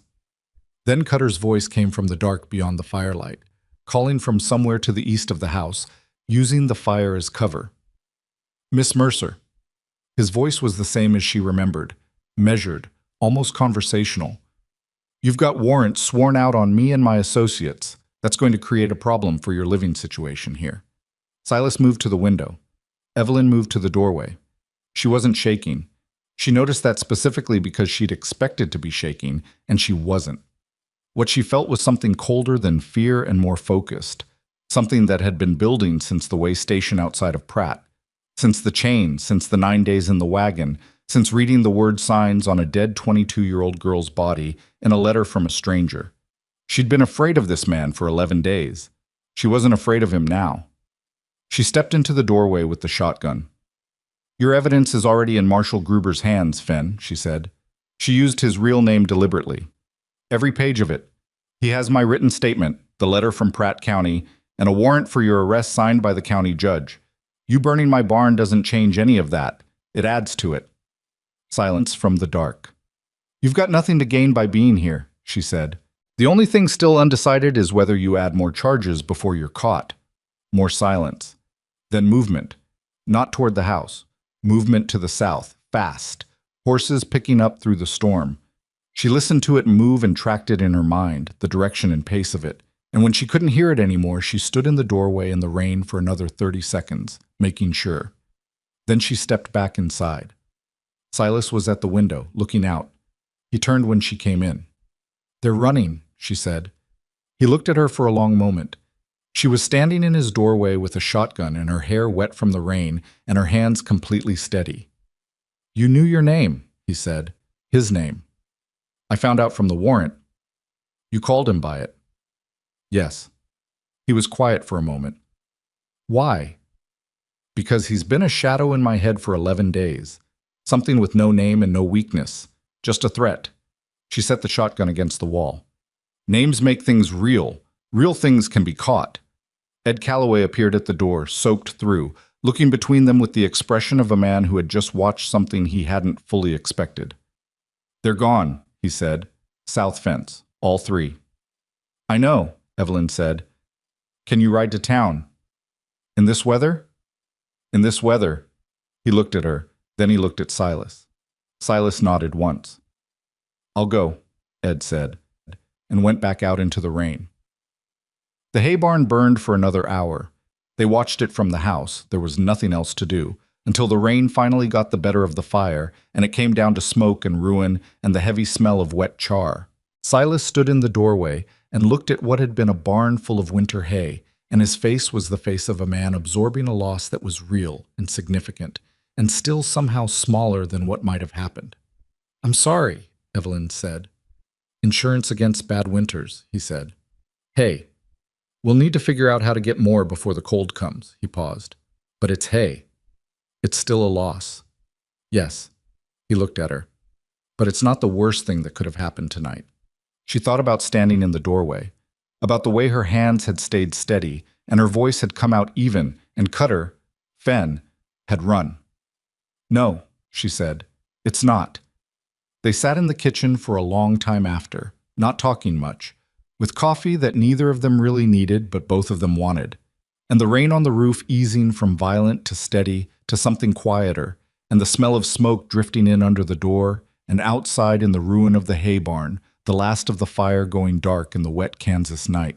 Gruber rode out the next morning before the ground had fully dried. He came alone, which Evelyn had learned meant the news was manageable. When the news was bad, he brought someone with him, as though a second person distributed the weight of it. He tied his horse at the post and came to the kitchen door and accepted the coffee she offered and sat down and told them what he knew. Ed Calloway had reached town by midnight, despite the storm and the mud, and a horse that hadn't wanted to cooperate. Gruber had sent 4 deputies south immediately. By dawn they'd found the campsite, a stand of cottonwoods near a creek crossing about 12 miles from the ranch, abandoned but recently, fire still warm in the ring of stones. 2 sets of boot tracks going east toward the main road. 1 set going a different direction entirely. "They split up," Silas said. "Sometime in the night. My guess is they argued about what to do next and didn't agree." Gruber wrapped both hands around the mug. "Fen and Trask went east. Morrell went south. We've got men on both roads. The warrants are active in 3 counties now, so there's no direction they can comfortably move." "How long before you find them?" Evelyn asked. "Days, maybe. Possibly a week. Men on the run without supply lines don't last long in open country." He paused. "I want to be honest with you. There's a chance one of them makes it across the territory line before we catch him. If that happens, it gets complicated, but the other 2 will have." "Fen," she said. "I want to know when you have Fen." "You'll know the hour it happens." After Gruber left, Evelyn went out to look at the hay barn, or what was left of it. The frame had held on the west side, charred and unstable, and the rest was a low ruin of blackened timber and ash that the rain had compacted into something gray and absolute. The smell of it hung in the damp air. She stood at the edge of it for a while, not with any particular plan, just looking. Silas came to stand beside her. "How bad is it?" she said. "The frame on the west side can be salvaged, some of the lumber." He looked at the ruin with the assessing eye of a man calculating rather than grieving. "We'll need to rebuild before winter. That's 3 months. It can be done." "The hay." "I've got a neighbor 2 miles north, Tom Briggs, who always puts up more than he needs and sells the excess. It'll cost more than buying early, but it's there if we need it." He paused. "We'll be all right." She noticed he'd said we. She didn't comment on it, but she noticed. "There's something I need to do today," she said. "I need to write to Margaret Hale's sister." He looked at her. "You know where she is?" "I know she exists, and I know she's in Illinois, and I know her name was, that Margaret called her Dory. Dorothy, probably. That's not much, but the Pratt County Marshal has Margaret's effects, whatever she had with her when she died. There might be an address, something." She looked at the ruins. Someone should write to her, someone who was actually there. Not an official letter, a real one. I'll ask Gruber to get us what Pratt County has. Thank you. She turned away from the barn and went back to work because that was what the day required, and because the alternative was standing in the yard thinking about things she couldn't resolve by thinking about them. The days that followed were not dramatic. That was the honest truth of it, and it was its own kind of difficulty. The long, ordinary stretch after the acute thing, when the crisis has passed its sharpest point, and what remains is the slower work of rebuilding. She'd been through enough situations to know that this was where people often came apart. Not during the emergency, but after it, when the adrenaline left and the damage became visible, and the question of what happens now had to be answered without the clarity that danger provides. She didn't come apart. She wasn't sure if that was strength or stubbornness, or just the fact that she'd never had the luxury of coming apart, but either way, the result was the same. She got up in the morning and worked and ate and slept and got up again. Silas paid her weekly. He'd made it a formal arrangement after the first week, setting the amount, 60 cents a day, which was what he'd paid his last hired hand, a boy named Peter who'd gone back east in the spring, and writing it in his accounts book, which she took as a sign that he was thinking about it as a real arrangement rather than a temporary charity. She kept the money in a tin box she'd found in the kitchen and put in her room, and she counted it every few days not because she was anxious about it, but because she found it grounding. Proof that time was passing and she was accumulating something. By the end of the second week, she had $4.20 plus her original $6. $10.20. More than she'd ever had at one time in her adult life. Gruber sent word on a Wednesday. They had Orrin Trask, picked up at a road station 20 miles east, trying to buy a horse with stolen money, and doing it badly enough that the station keeper had sent his boy to find a deputy. Trask was in custody and talking, Gruber wrote, in the specific way that men talk when they understand that the people who were recently their allies are now their competition for a lighter sentence. Evelyn read the note at the kitchen table and felt something release in her chest that she hadn't fully realized was still held tight. 1 down, 2 to find. She wrote back to Gruber the same afternoon asking about Margaret Hale's effects. His response came 2 days later with a folded paper tucked inside. A small envelope recovered from Margaret's coat pocket, addressed in handwriting that was careful and slightly unpracticed, the way people write when they don't do it often. The envelope was addressed to a Miss Dorothy Hale, a street address in a town called Carver, Illinois. Evelyn sat at the kitchen table that evening and wrote the letter. It took her 3 attempts. The first attempt was too formal. It read like an official report, and that wasn't right. Because Dorothy Hale wasn't a court, she was a sister who didn't know yet that her sister was dead and buried in the wrong county under the wrong circumstances. The second attempt was too much the other direction, too raw, and she stopped halfway through because she'd started crying, and crying into the paper was not useful. The third attempt she wrote the way she'd learned to tell hard things, flat and honest, and without trying to make it easier than it was, because making it easier was a form of lying. She told Dorothy that she'd been with Margaret at the end. She told her Margaret hadn't been alone. She told her the truth about what had happened, carefully, but without omission, because Dorothy had a right to know what had been done and to whom it had been done for and by whom. She told her that the men responsible were being pursued by law enforcement and that one was already in custody. She told her that Margaret had asked about her sister near the end. That wasn't fully true. Margaret had said Dory's name once, half-conscious, which was close enough to count. She told her there would be a proper grave with a proper name on it. She signed it Evelyn Mercer and wrote the address of the Ashcroft Ranch below her name because Dorothy might want to write back and she should have somewhere to write to. She gave it to Silas to post the next morning when he rode into town. That evening, when he came back, he sat down at the table and said, "Gruber has news on Morrell." She looked up. "They found him this morning, or rather, a farmer outside of Caldwell found him. Morrell's horse threw him in the night and he broke his leg in the fall. He's in custody, being transported to the county jail." He paused. "That's 2 of 3. "Ben," she said, "still nothing. Gruber thinks he may have gotten into Oklahoma territory before the net closed. He sent word to the marshals there, but..." He spread his hands. "It's a lot of ground." She absorbed that. Cutter, Fenn, was the one she needed. Not out of any personal vindication, though she wouldn't pretend she didn't feel something about him specifically. But he was the one who'd built the system. Trask and Morrell had been hired muscle. Fenn was the architect, and architects were harder to prosecute without the architect in the room. "What does Gruber think?" she said. He thinks the case against the others is strong enough to move forward regardless. Trask is cooperating. Lena Voss, Mrs. Holt, has given a full statement, and the physical evidence from Pratt is solid. He was quiet for a moment. He meant it. She had no doubt about that, had stopped doubting most of what he said within the first week, because he was a person who didn't reach for words unless he intended the things they meant. That was rare enough in her experience that it had taken her a while to trust it as a quality rather than a performance. "Can I ask you something?" she said. "Yes." "When you look back at it, the company, the arrangement you made, are you angry?" He considered that with the patience he brought to questions that deserved it. "About the company, yes. What they were, what they did." He paused. "About the situation itself." He stopped, turned his coffee mug a quarter turn on the table. "I called in a company to solve a problem that was bigger than a company could solve. I needed help running this place, and I needed..." Another stop. "Company.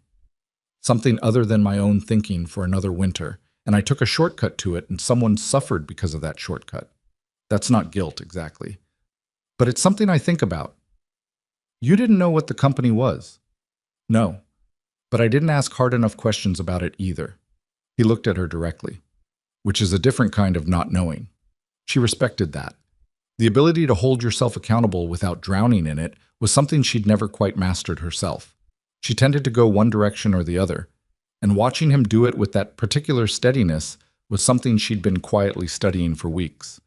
"For what it's worth," she said, "the questions you asked when they arrived, the first question you asked, was better than most people would have managed." He looked at her. "Who did this to you?" she said. "That was the first thing you said." He was quiet for a moment. "That's a low bar." "Maybe. But low bars are where you see what people actually are, not the high ones." October came, and with it the particular quality of Kansas autumn that wasn't gentle. The wind turned sharp and the grass went amber and the sky became enormous and pale, and the morning started with frost on the water barrel that had to be broken with the heel of a boot. The work shifted with the season, storing the remaining hay, winterizing the barn and outbuildings, banking the house against drafts with sod and packed earth, bringing in what could be brought in, and making decisions about what couldn't. Ruth's visits became a fixed rhythm in a way that no longer required announcement. She arrived 3 or 4 times a week, sometimes with Ed, sometimes with a jar of something preserved, or a neighbor she thought Evelyn should meet. She was performing a function that Evelyn recognized and was grateful for. She was making Evelyn part of the community's understanding of the Ashcroft Ranch, so that when people in town thought about who lived there, Evelyn's presence was included in the picture rather than being a footnote or an anomaly. She met Tom Briggs, the neighbor with the hay surplus, when he came with a wagon of bales that they negotiated into the repaired section of the barn. He was a tall, red-faced man who shook her hand like it was a normal thing and didn't make any comment about why she was there or what her circumstances were, and she appreciated that. She met a woman named Cora Shields who ran the dry goods in town, and Cora was the first person outside of Ruth and Silas and Gruber who asked her directly what had happened. In the back of the store, over a counter covered in bolts of cloth, with the particular frank curiosity of someone who wanted to understand something rather than just know something. Evelyn told her. The shorter version, but the accurate one. Cora listened. When it was done, she said, "That woman who ran the company, is she in jail?" "Being held for trial." "Good." She looked at the cloth bolts. "You need winter fabric? I've got a good wool that just came in, warmer than it looks." Evelyn bought 2 yards. That exchange, its smallness, its normalcy, the way Cora had folded the information into a brief moral judgment and then moved straight to wool, felt important in a way she couldn't easily articulate. It was the community deciding that she was here and that what had happened to her was real, and that they could both know that and continue to conduct ordinary business. Both things at once. She hadn't known how much she needed both things at once until she had them. The trial date was set for late November. 3 defendants, Trask, Morell, and Lena Voss. Fenn was being prosecuted in absentia on all charges, with the understanding that additional proceedings would occur if and when he was located. The county prosecutor, a young man named Aldrich, who wore his seriousness like a new suit, came to the ranch in mid-October to go over Evelyn's testimony. He asked careful, organized questions, and she answered them the same way, and at the end he said, "You're a strong witness, Miss Mercer. You're specific and you're consistent and you don't embellish. I don't need to embellish, she said. What actually happened is sufficient. He looked at her for a moment. It is, he said. It really is. She asked him about Margaret Hale's family, whether they'd been located and notified officially. He said yes. A letter had been sent to the sister in Illinois through the proper channels.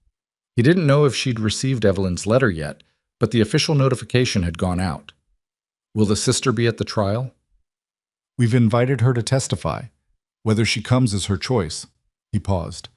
It's a long way from Illinois. I know, but she should know she's invited. She heard back from Dorothy Hale on a Tuesday in late October. The letter arrived with the weekly post that Silas brought back from town, and he handed it to her without comment, just the envelope, her name in unfamiliar handwriting, and space to read it without being watched. She went to the sewing room and sat on the cot and opened it. Dorothy's handwriting was better than the address on the envelope had suggested. Clear, careful, with the slightly leftward slant of a person who'd been self-taught.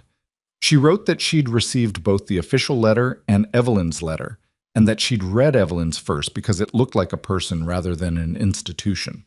She wrote that she'd been trying to understand how her sister had died for 3 weeks before either letter arrived, because she'd gotten a brief official notification that had explained nothing, and that Evelyn's letter had explained everything, and that there were no words for what that was worth, except to say that she intended to come to the trial. She was going to come to the trial. She wrote that she wanted to meet Evelyn Mercer, not because she had anything to say. Specifically, she wrote those words as though she'd thought about them carefully, but because her sister had died among strangers, and you were not a stranger, not to her, not after that letter.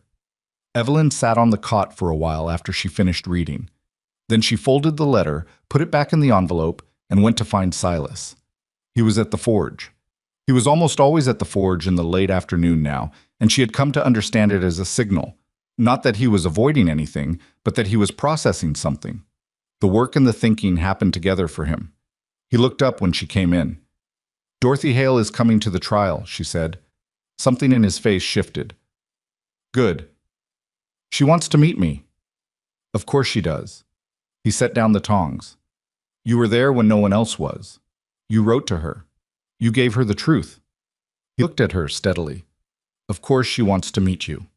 She stood in the entrance to the lean-to with Dorothy Hale's letter in her hand and looked at Silas at his forge and tried to articulate, at least to herself, what the last 2 months had added up to.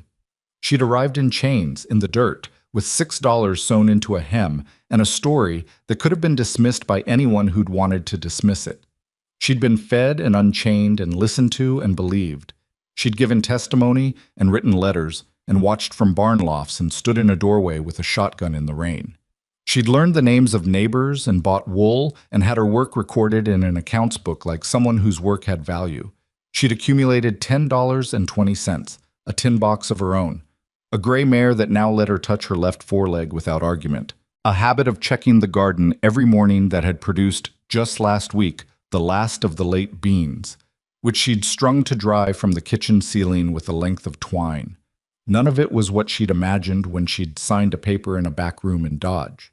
It was better, or at least it was realer, or at least it was hers, which was a thing she hadn't been able to say about anything in a very long time. Silas, she said. He looked at her. I'm not leaving, she said. She stopped, tried again. I'm not leaving before the trial. I'm not leaving while the case is open. But I want to say clearly that I'm not staying out of obligation or because I don't have options. I'm staying because I'm choosing to, and the choosing matters to me. He was quiet for a long moment. I know, he said. I've known for a while. I just wanted to say it out loud. I know, he said again, and there was something in the way he said it the second time that was different from the first. Something quieter and more careful and aware of itself. She nodded. She went back to the house. In the kitchen, she put Dorothy Hale's letter in the tin box in her room, beside the money. Then she went to make dinner and did not try to name what she was feeling, because some things were not ready to be named yet. They were just present, real, moving in a direction that hadn't been settled yet but was moving nonetheless. Outside, the forge started up again, the hammer going at its steady, deliberate rhythm, and the smell of coal smoke drifted through the kitchen window that she'd cracked despite the cold, because she'd come to like that smell in the afternoons. She started on the potatoes and let the day do what days did. Settle into evening, full of everything that had happened and everything that hadn't yet, ordinary and unresolved and absolutely, unmistakably hers. Dorothy Hale arrived on a Tuesday, 3 days before the trial. She came on the afternoon stage from the county seat, and Evelyn was there at the Harlan Depot to meet her, because it had seemed important to be the one standing on the platform rather than waiting at the ranch. Some things you did in person, or you didn't do them right. She recognized Dorothy before the woman had finished stepping down from the coach. Not because she looked like Margaret. She didn't, particularly, being taller and broader in the shoulder and darker in her coloring. But she had the particular expression of someone who has been holding themselves together across a very long journey and is now very close to the place where the holding together was supposed to get easier and is not entirely sure it will. Evelyn stepped forward. "Dorothy Hale." Dorothy looked at her. Her eyes were red at the rims in the way of someone who had been crying intermittently for days but was not crying right now. "Evelyn Mercer." They shook hands. Then Dorothy did something Evelyn hadn't anticipated. She kept hold of her hand for a moment, not shaking it anymore, just holding it, and looked at her with an expression that contained too many things to name separately. "She wasn't alone," Dorothy said. It came out quiet and a little uneven. "She wasn't alone," Evelyn said. "I promise you that." Dorothy let go of her hand and looked at the sky above the depot and breathed once, slow and deliberate, the way someone breathes when they're deciding not to cry in public. Then she picked up her bag and said, "All right, tell me what I need to know before Thursday." They went to Ruth's house. Ruth had insisted on it when she'd heard Dorothy was coming, in the particular way Ruth insisted on things that she'd already decided, and sat at Ruth's kitchen table and drank Ruth's strong tea while Evelyn walked Dorothy through everything, the sequence of events, the state of the evidence, the defendants and what each of them was charged with, what Aldrich, the prosecutor, would need from her and when. Dorothy listened the way her sister had listened, completely, without interrupting, tracking everything. She asked precise questions when Evelyn finished, about the grave specifically, whether Margaret had been moved yet, whether she'd been reburied properly. "She'll be reburied under her name," Evelyn said, "after the trial. The county has committed to that. And if you want her somewhere closer to you, Aldrich told me there are provisions for the family to make that arrangement." Dorothy looked at the table. "Illinois feels very far away right now, from where she was, from all of this." She paused. "I think I'd rather she stayed near the people who actually—" She stopped. "I think I'd rather she stayed here, where someone knows what happened." "Then she'll stay here," Ruth said from across the table, with the tone of someone stating a fact rather than making a promise. Dorothy looked at Ruth. Something in her face shifted toward the kind of gratitude that's too large for the word. The trial began on a Thursday morning in the county courthouse, which was a 2-story brick building that smelled of paper and old wood and the particular institutional gravity of a place where serious things were regularly decided. The public gallery filled faster than Evelyn expected. She'd underestimated how far the story had traveled through Harlan and the surrounding county in the 2 months since the wagon had come and gone.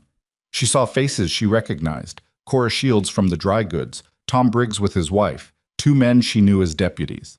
She saw faces she didn't recognize, but who clearly knew something about the situation, watching her with an attention that was not hostile but was not impersonal either. And she saw, in the back row on the left side, Marshall Gruber sitting with his hat on his knee and his white mustache set in the expression of professional readiness he seemed to wear as a default. Silas sat beside her in the gallery. He'd put on the better of his 2 jackets, the one without the frayed left cuff. And he'd shaved that morning, which she noticed because he didn't always. On her other side was Dorothy, upright and still, her hands folded in her lap with a stillness that Evelyn recognized as the kind that takes effort. The 3 defendants were brought in separately. Trask first, Dills, who she'd known only by his road name, looking younger and considerably less confident than he had in the months when he'd been Cutter's shadow. His lawyer had clearly coached him to look cooperative. He mostly managed it, except around the eyes. Morrell second, the silent watcher from the wagon, who turned out to have a broad, flat face and the particular blankness of someone who'd learned early not to show what he was thinking. He looked at the gallery without any visible reaction. Lena Voss last. Mrs. Holt, still wearing the kind eyes that Evelyn had noted in Dodge, which was the strangest part of seeing her here. The eyes hadn't changed. They were still warm, still practiced, still doing the particular work they'd been doing for years, making whoever looked at them feel seen and considered. It was its own kind of unsettling to understand that a person could look like that and be what she was. Lena Voss looked at the gallery and found Evelyn and held the look for a moment. Evelyn held it back. She didn't look away. She didn't perform anything. She just looked, steadily and without expression, until Voss looked somewhere else. Aldrich was better than Evelyn had expected him to be. He moved through the opening argument with the organized clarity of someone who had done the preparation and trusted it, laying out the case piece by piece, the fraud, the coercion, the unlawful restraint, the transport of women under false pretenses, the death of Margaret Hale, and the circumstances surrounding it. He was precise about the circumstances. He used the word deliberate in a way that made the gallery go very quiet. The defense lawyers did what defense lawyers do. They questioned sequences, they questioned character, they found inconsistencies in peripheral details, and tried to make them look like inconsistencies in central facts. One of them, representing Morel, tried to suggest that Evelyn's account was shaped by her circumstances and her emotional state. Aldrich let it sit for a moment and then said quietly that the emotional state of a woman who had been transported in chains for 9 days and witnessed a death seemed like a reasonable context for her account, rather than a refutation of it, and moved on. She testified on the second day. She'd testified before to Gruber, to Aldrich in preparation, in her written statement, but this was different in the specific way that public speech is different from private speech. Not harder, exactly, just louder in its consequences. Every word fell into a room full of people who were listening and weighing it and deciding what to do with it. She told the truth. She'd been telling the same truth for 2 months, and it had not changed because truth doesn't change when you retell it. It just gets more worn in, more certain, like a path that gets clearer the more it's walked. She described the way station. She described Margaret. She described the chains and the 9 days and the delivery to the ranch, and Silas breaking the chain with 3 hammer blows because she thought it was important that the jury understood exactly what had been waiting for them to sign off on. She described Cutter, Harold Fenn. His absence from the room was not the same as his absence from what had happened, and she made sure the jury understood that. When the defense lawyer for Trask asked her whether she could be certain about the sequence of events given the stress of her circumstances, she said, "I was in chains. I was hungry. I was frightened. None of those things impaired my memory of what happened. They made me pay very close attention to it, because I understood that what I remembered might be the only record of it." The gallery was quiet after that. Dorothy testified on the 3rd day. She was brief, and she was exact, and she was devastating in the way that brevity can be devastating when what is being said is true. She described her sister not as a victim, but as a person. Margaret, who had saved for 8 months to afford the company's fee. Margaret, who had written in her last letter that she was nervous, but that the woman from the company seemed kind. Margaret, who had a specific laugh and specific opinions about weather and had been trying to learn French from a library book she'd never finished. The courtroom was very quiet while Dorothy talked. Evelyn looked at the defendants while Dorothy talked. Trask looked at his hands. Morel maintained his blankness. Lena Voss looked at something above and to the left of the gallery, and her kind eyes had taken on a quality that might have been genuine distress, or might have been the expression of a person who had learned to perform genuine distress, and Evelyn found that she no longer cared which it was. The jury took 4 hours. They came back with guilty on all primary charges for all 3 defendants. The sentencing would follow in 2 weeks, Aldrich explained, but the range was significant and the judge's history suggested he did not take these kinds of crimes lightly.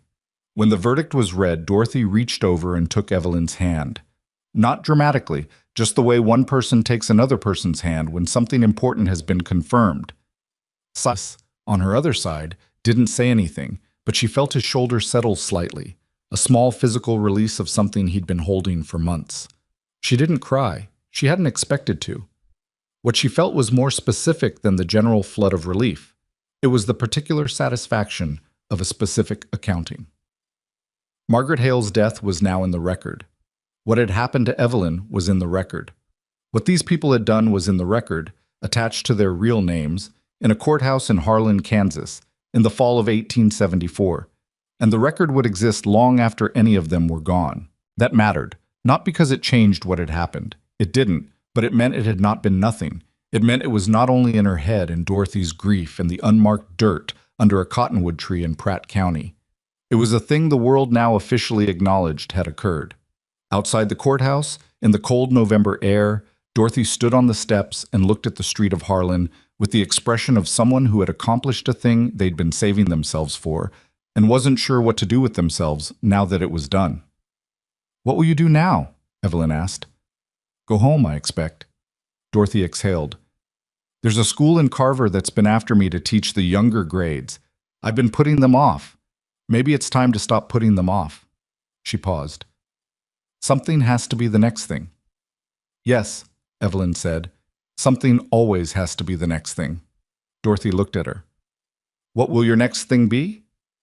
Evelyn looked at Harlan's Main Street, the dry goods where Cora Shields was probably putting away the morning's receipts, the marshal's office where Gruber was probably already thinking about the next thing, the road that ran east to west and split the town into its two halves, all of it ordinary and specific and real. "I'm staying," she said. "Here, at the ranch. I don't know in exactly what configuration yet, but that's where I'm staying." Dorothy studied her. "The rancher," she said, not a question. "Among other things," Evelyn said, "it's complicated. The important ones usually are." Dorothy picked up her bag. "Write to me. You and I are going to stay in correspondence." "I intend to." They embraced briefly, which surprised Evelyn, and apparently surprised Dorothy too, because they both stepped back with the slightly self-conscious air of people who hadn't planned to do something and then did it anyway. Then Dorothy walked toward the stage office, and Evelyn stood on the courthouse steps and watched her go. Silas appeared beside her. He'd been talking with Gruber, and he had the look of someone who'd just finished a conversation with most of the important things settled. "Gruber got word," he said, "about Fenn." She turned. "Oklahoma Territory Marshal picked him up yesterday morning, outside of a settlement called Wynn. He was trying to hire on with a freight company using a different name." He paused. "The warrant reached there 4 days ago. The freight company owner recognized the description." She stood very still for a moment. "He'll be extradited," Silas said. "Aldrich is already handling it. There'll be a separate trial, probably in the spring. Gruber says the case is strong. Trask's cooperation covers most of what they need." She turned back to the street. The stage was just visible at the far end, and Dorothy's figure was a small dark shape near it. "Spring," she said. "You'll testify again if they need you to." "Yes." No hesitation. "Every time they need me to, until there's nothing left to need." He was quiet for a moment. Then he said, "Are you all right?" She considered the question honestly, the way she'd been learning to consider things honestly since she'd arrived here, without the defensive efficiency she'd built up over years of moving through difficult situations, the habit of assessing what was fine and discarding the rest because there wasn't time for the rest. "I'm tired," she said. "Not in a bad way, just in the way of something being finished." "We can go home," he said. The word registered the way it always did now, with a small specific weight that she didn't examine too directly, but that she'd stopped trying to dismiss. Home. The Ashcroft Ranch with its stone and lumber construction and its garden plot and its repaired hay barn and its gray mare with the heeled foreleg and a tin box in the sewing room with $11.80 in it. "Yes," she said. "Let's go home." The sentencing happened 2 weeks later, as scheduled. Trask received 7 years. Morrell received 9. Lena Voss received 5, reduced from the initial recommendation in exchange for the full cooperation that had helped close the case on every other defendant. It wasn't the same for all of them, and it wasn't perfectly proportional, and the law never quite reached the shape of the harm it was trying to address. Evelyn understood that. She'd known it going in. The law was a tool, and like all tools, it was only as precise as the hands using it and the materials it was working on, and sometimes the cut was ragged. Fenn's trial came in March, after the winter had broken and the roads were passable again. Aldrich tried it with everything Trask had given him and everything Lena Voss had documented, and everything in Evelyn's testimony and the testimony of the Pratt County examination and Dorothy Hale, who came back from Illinois and sat in the gallery again with her hands folded in her lap and her back straight. Harold Fenn received 15 years on charges that included fraud, coercion, unlawful restraint, conspiracy in the death of Margaret Hale, and arson of the Ashcroft hay barn. That last charge added at Aldrich's insistence, because it was provable, and Aldrich was the kind of young man who prosecuted everything that could be prosecuted. Ben looked at Evelyn when the sentence was read. Not with hatred, exactly. It was more than that and also somehow less. The particular look of someone who had understood his own operations too clearly to indulge in something as human as hatred. It was the look of a man who had run a calculation and come up short and was acknowledging the shortfall. She held the look, as she'd held Lena Voss's look in the first trial. Without expression, without performance. Just the simple fact of still being there, which was its own kind of statement, and the only one that had ever really mattered. He looked away first. Afterward, outside the courthouse in the early March air that still had winter in it, but was beginning to loosen, Dorothy stood beside Evelyn and they were both quiet for a while, watching the street resume its ordinary business, the way streets do when the thing everyone gathered for is finished. "That's all of them," Dorothy said. "All of them," Dorothy breathed. Margaret would have said something sharp and funny right now. She had a gift for that, finding the exact words that made a terrible thing slightly smaller. She paused. "I don't have that gift. I just have this." "This is enough," Evelyn said. Dorothy left that afternoon. They stood at the depot, and Evelyn thought about the first time they'd stood here in November, with Dorothy red-eyed from a long journey, and Evelyn not knowing what to say. 6 months and 2 trials later, they had accumulated enough between them to not need much language. "Come to Illinois sometime," Dorothy said. "Maybe one day." "Not maybe. Sometime." She picked up her bag. "You've earned the right to go somewhere on purpose, instead of being sent." Evelyn stood at the depot until the stage was out of sight. Then she turned and found Silas waiting with the horses, which was where he usually was when she needed a moment to herself. Nearby, but not interfering, which was something she'd come to understand as a specific quality rather than a coincidence. They rode back in the early afternoon light, which had the particular quality of March light on the plains. Thin and honest, not warm yet, but full of the promise of eventually being warm. The kind of light that doesn't flatter anything but makes everything look like what it actually is.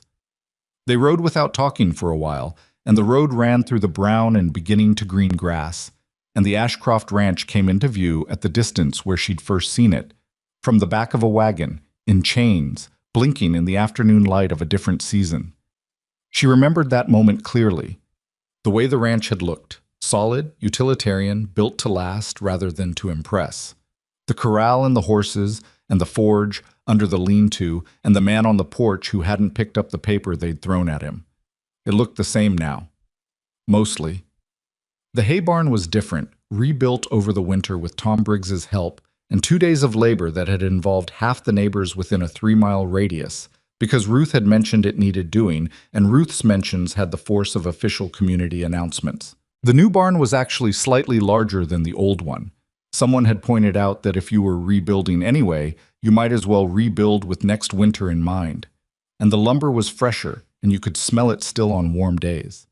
There was a garden that was larger than last year's because Evelyn had expanded it in February, planning for what she wanted to plant in spring. There was a hook on the front door that Silas had forged in October and mounted himself on a Tuesday afternoon while she'd been inside making bread, and she'd noticed it when she came out to call him for supper. Iron, simply made, curved and solid and right for the door. She'd stood and looked at it for a moment. She hadn't said anything about it. But the next morning she'd taken the chains that Silas had kept, the broken ones, from the day the wagon had arrived, which she'd noticed coiled on a shelf in the lean-to like something he hadn't decided what to do with, and she'd brought them to him at the forge and set them on the workbench without explanation. He'd looked at them, looked at her. "Make something out of them," she'd said. "Something useful." He hadn't asked what, he'd just nodded. She found out in January what he'd made. He brought it into the kitchen one evening and set it on the table. A set of small iron rings, the kind used to hang tools or equipment, formed from the same metal as the chains, worked until the iron was smooth and the shape was deliberate. 6 of them, each about 3 inches across. "For the garden shed," he said, "when we build it. You said you wanted somewhere to hang the tools properly." She'd picked up one of the rings and turned it in her hand.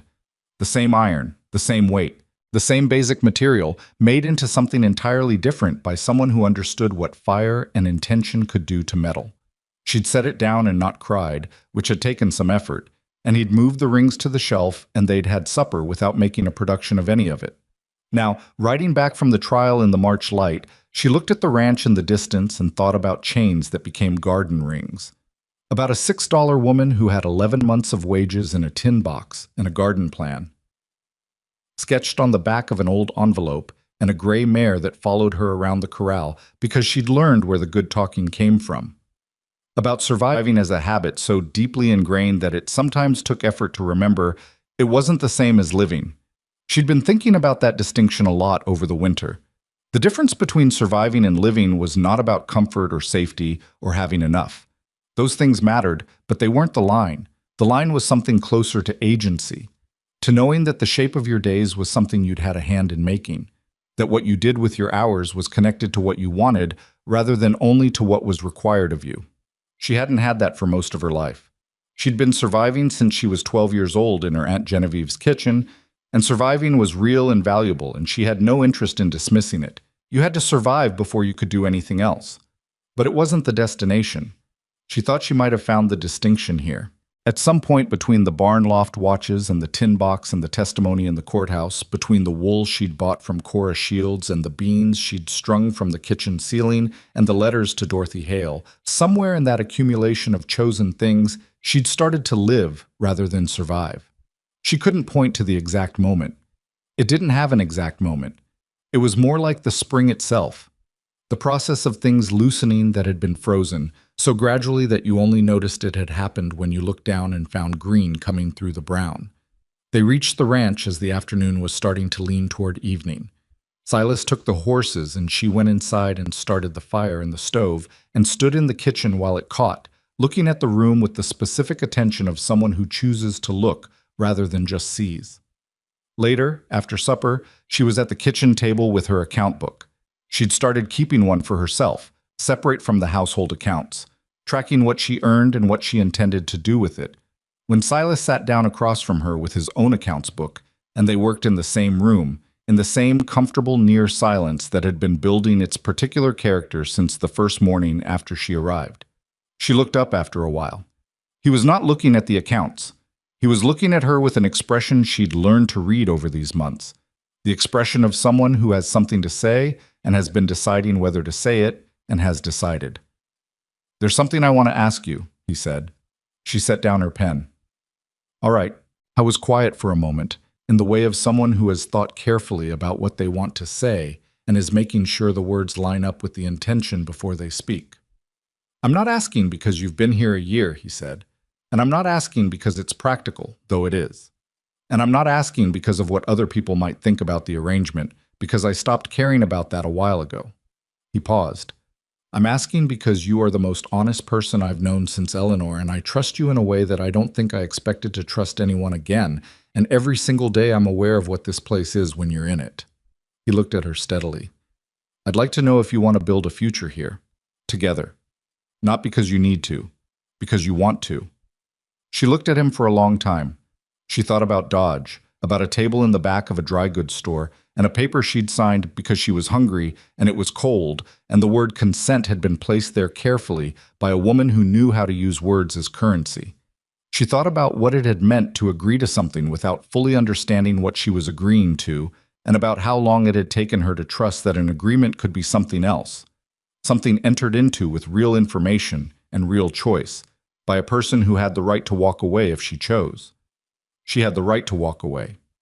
She had 11 months of wages and a letter from Dorothy Hale and a horse that trusted her and a prosecutor who'd written to say the county was grateful for her testimony and a garden plan for spring. She could go somewhere on purpose, as Dorothy had said. She could start something new. She had more than enough now to be a real option. She chose this. "Yes," she said. Came out simple and level, without ceremony, which was the right way for it to come out. "That's what I want." He exhaled, just slightly, just once, the way you exhale when something you've been holding carefully is safe to set down. "All right," he said. They didn't make a production of it. They finished their accounts and banked the fire and went to bed. And the next morning was the same as every other morning, except that something that had been present and unnamed was now present and named.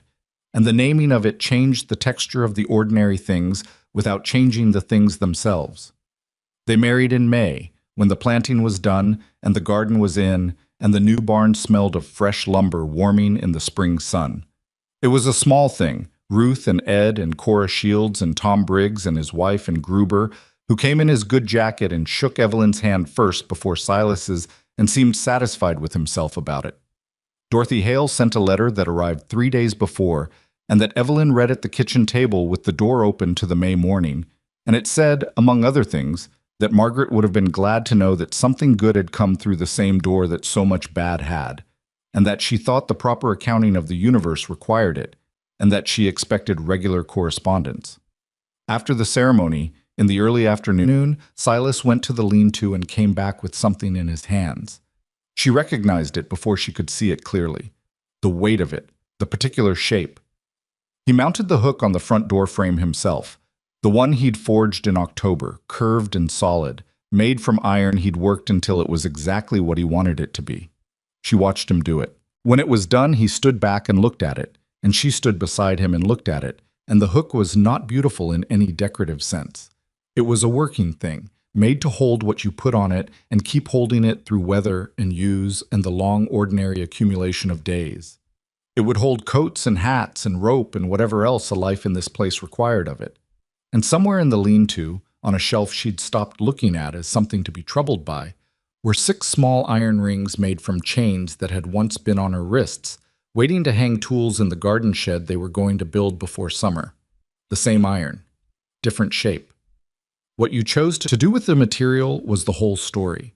She understood that about people too by now, that what you'd been made to carry didn't have to be what you remained, that the worst things done to you were not the definition of you, even when they marked you, even when they left their shape in you long after the source of them was gone.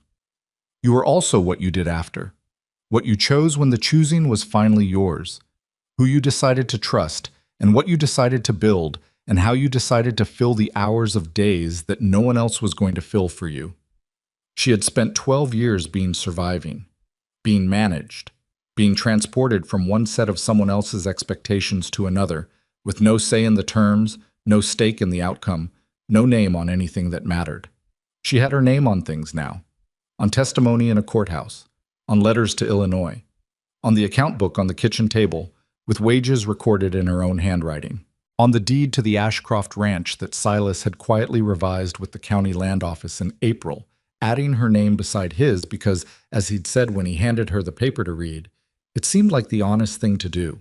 She hadn't been able to say anything for a moment when she'd read that. She'd said, eventually, "You didn't have to do that."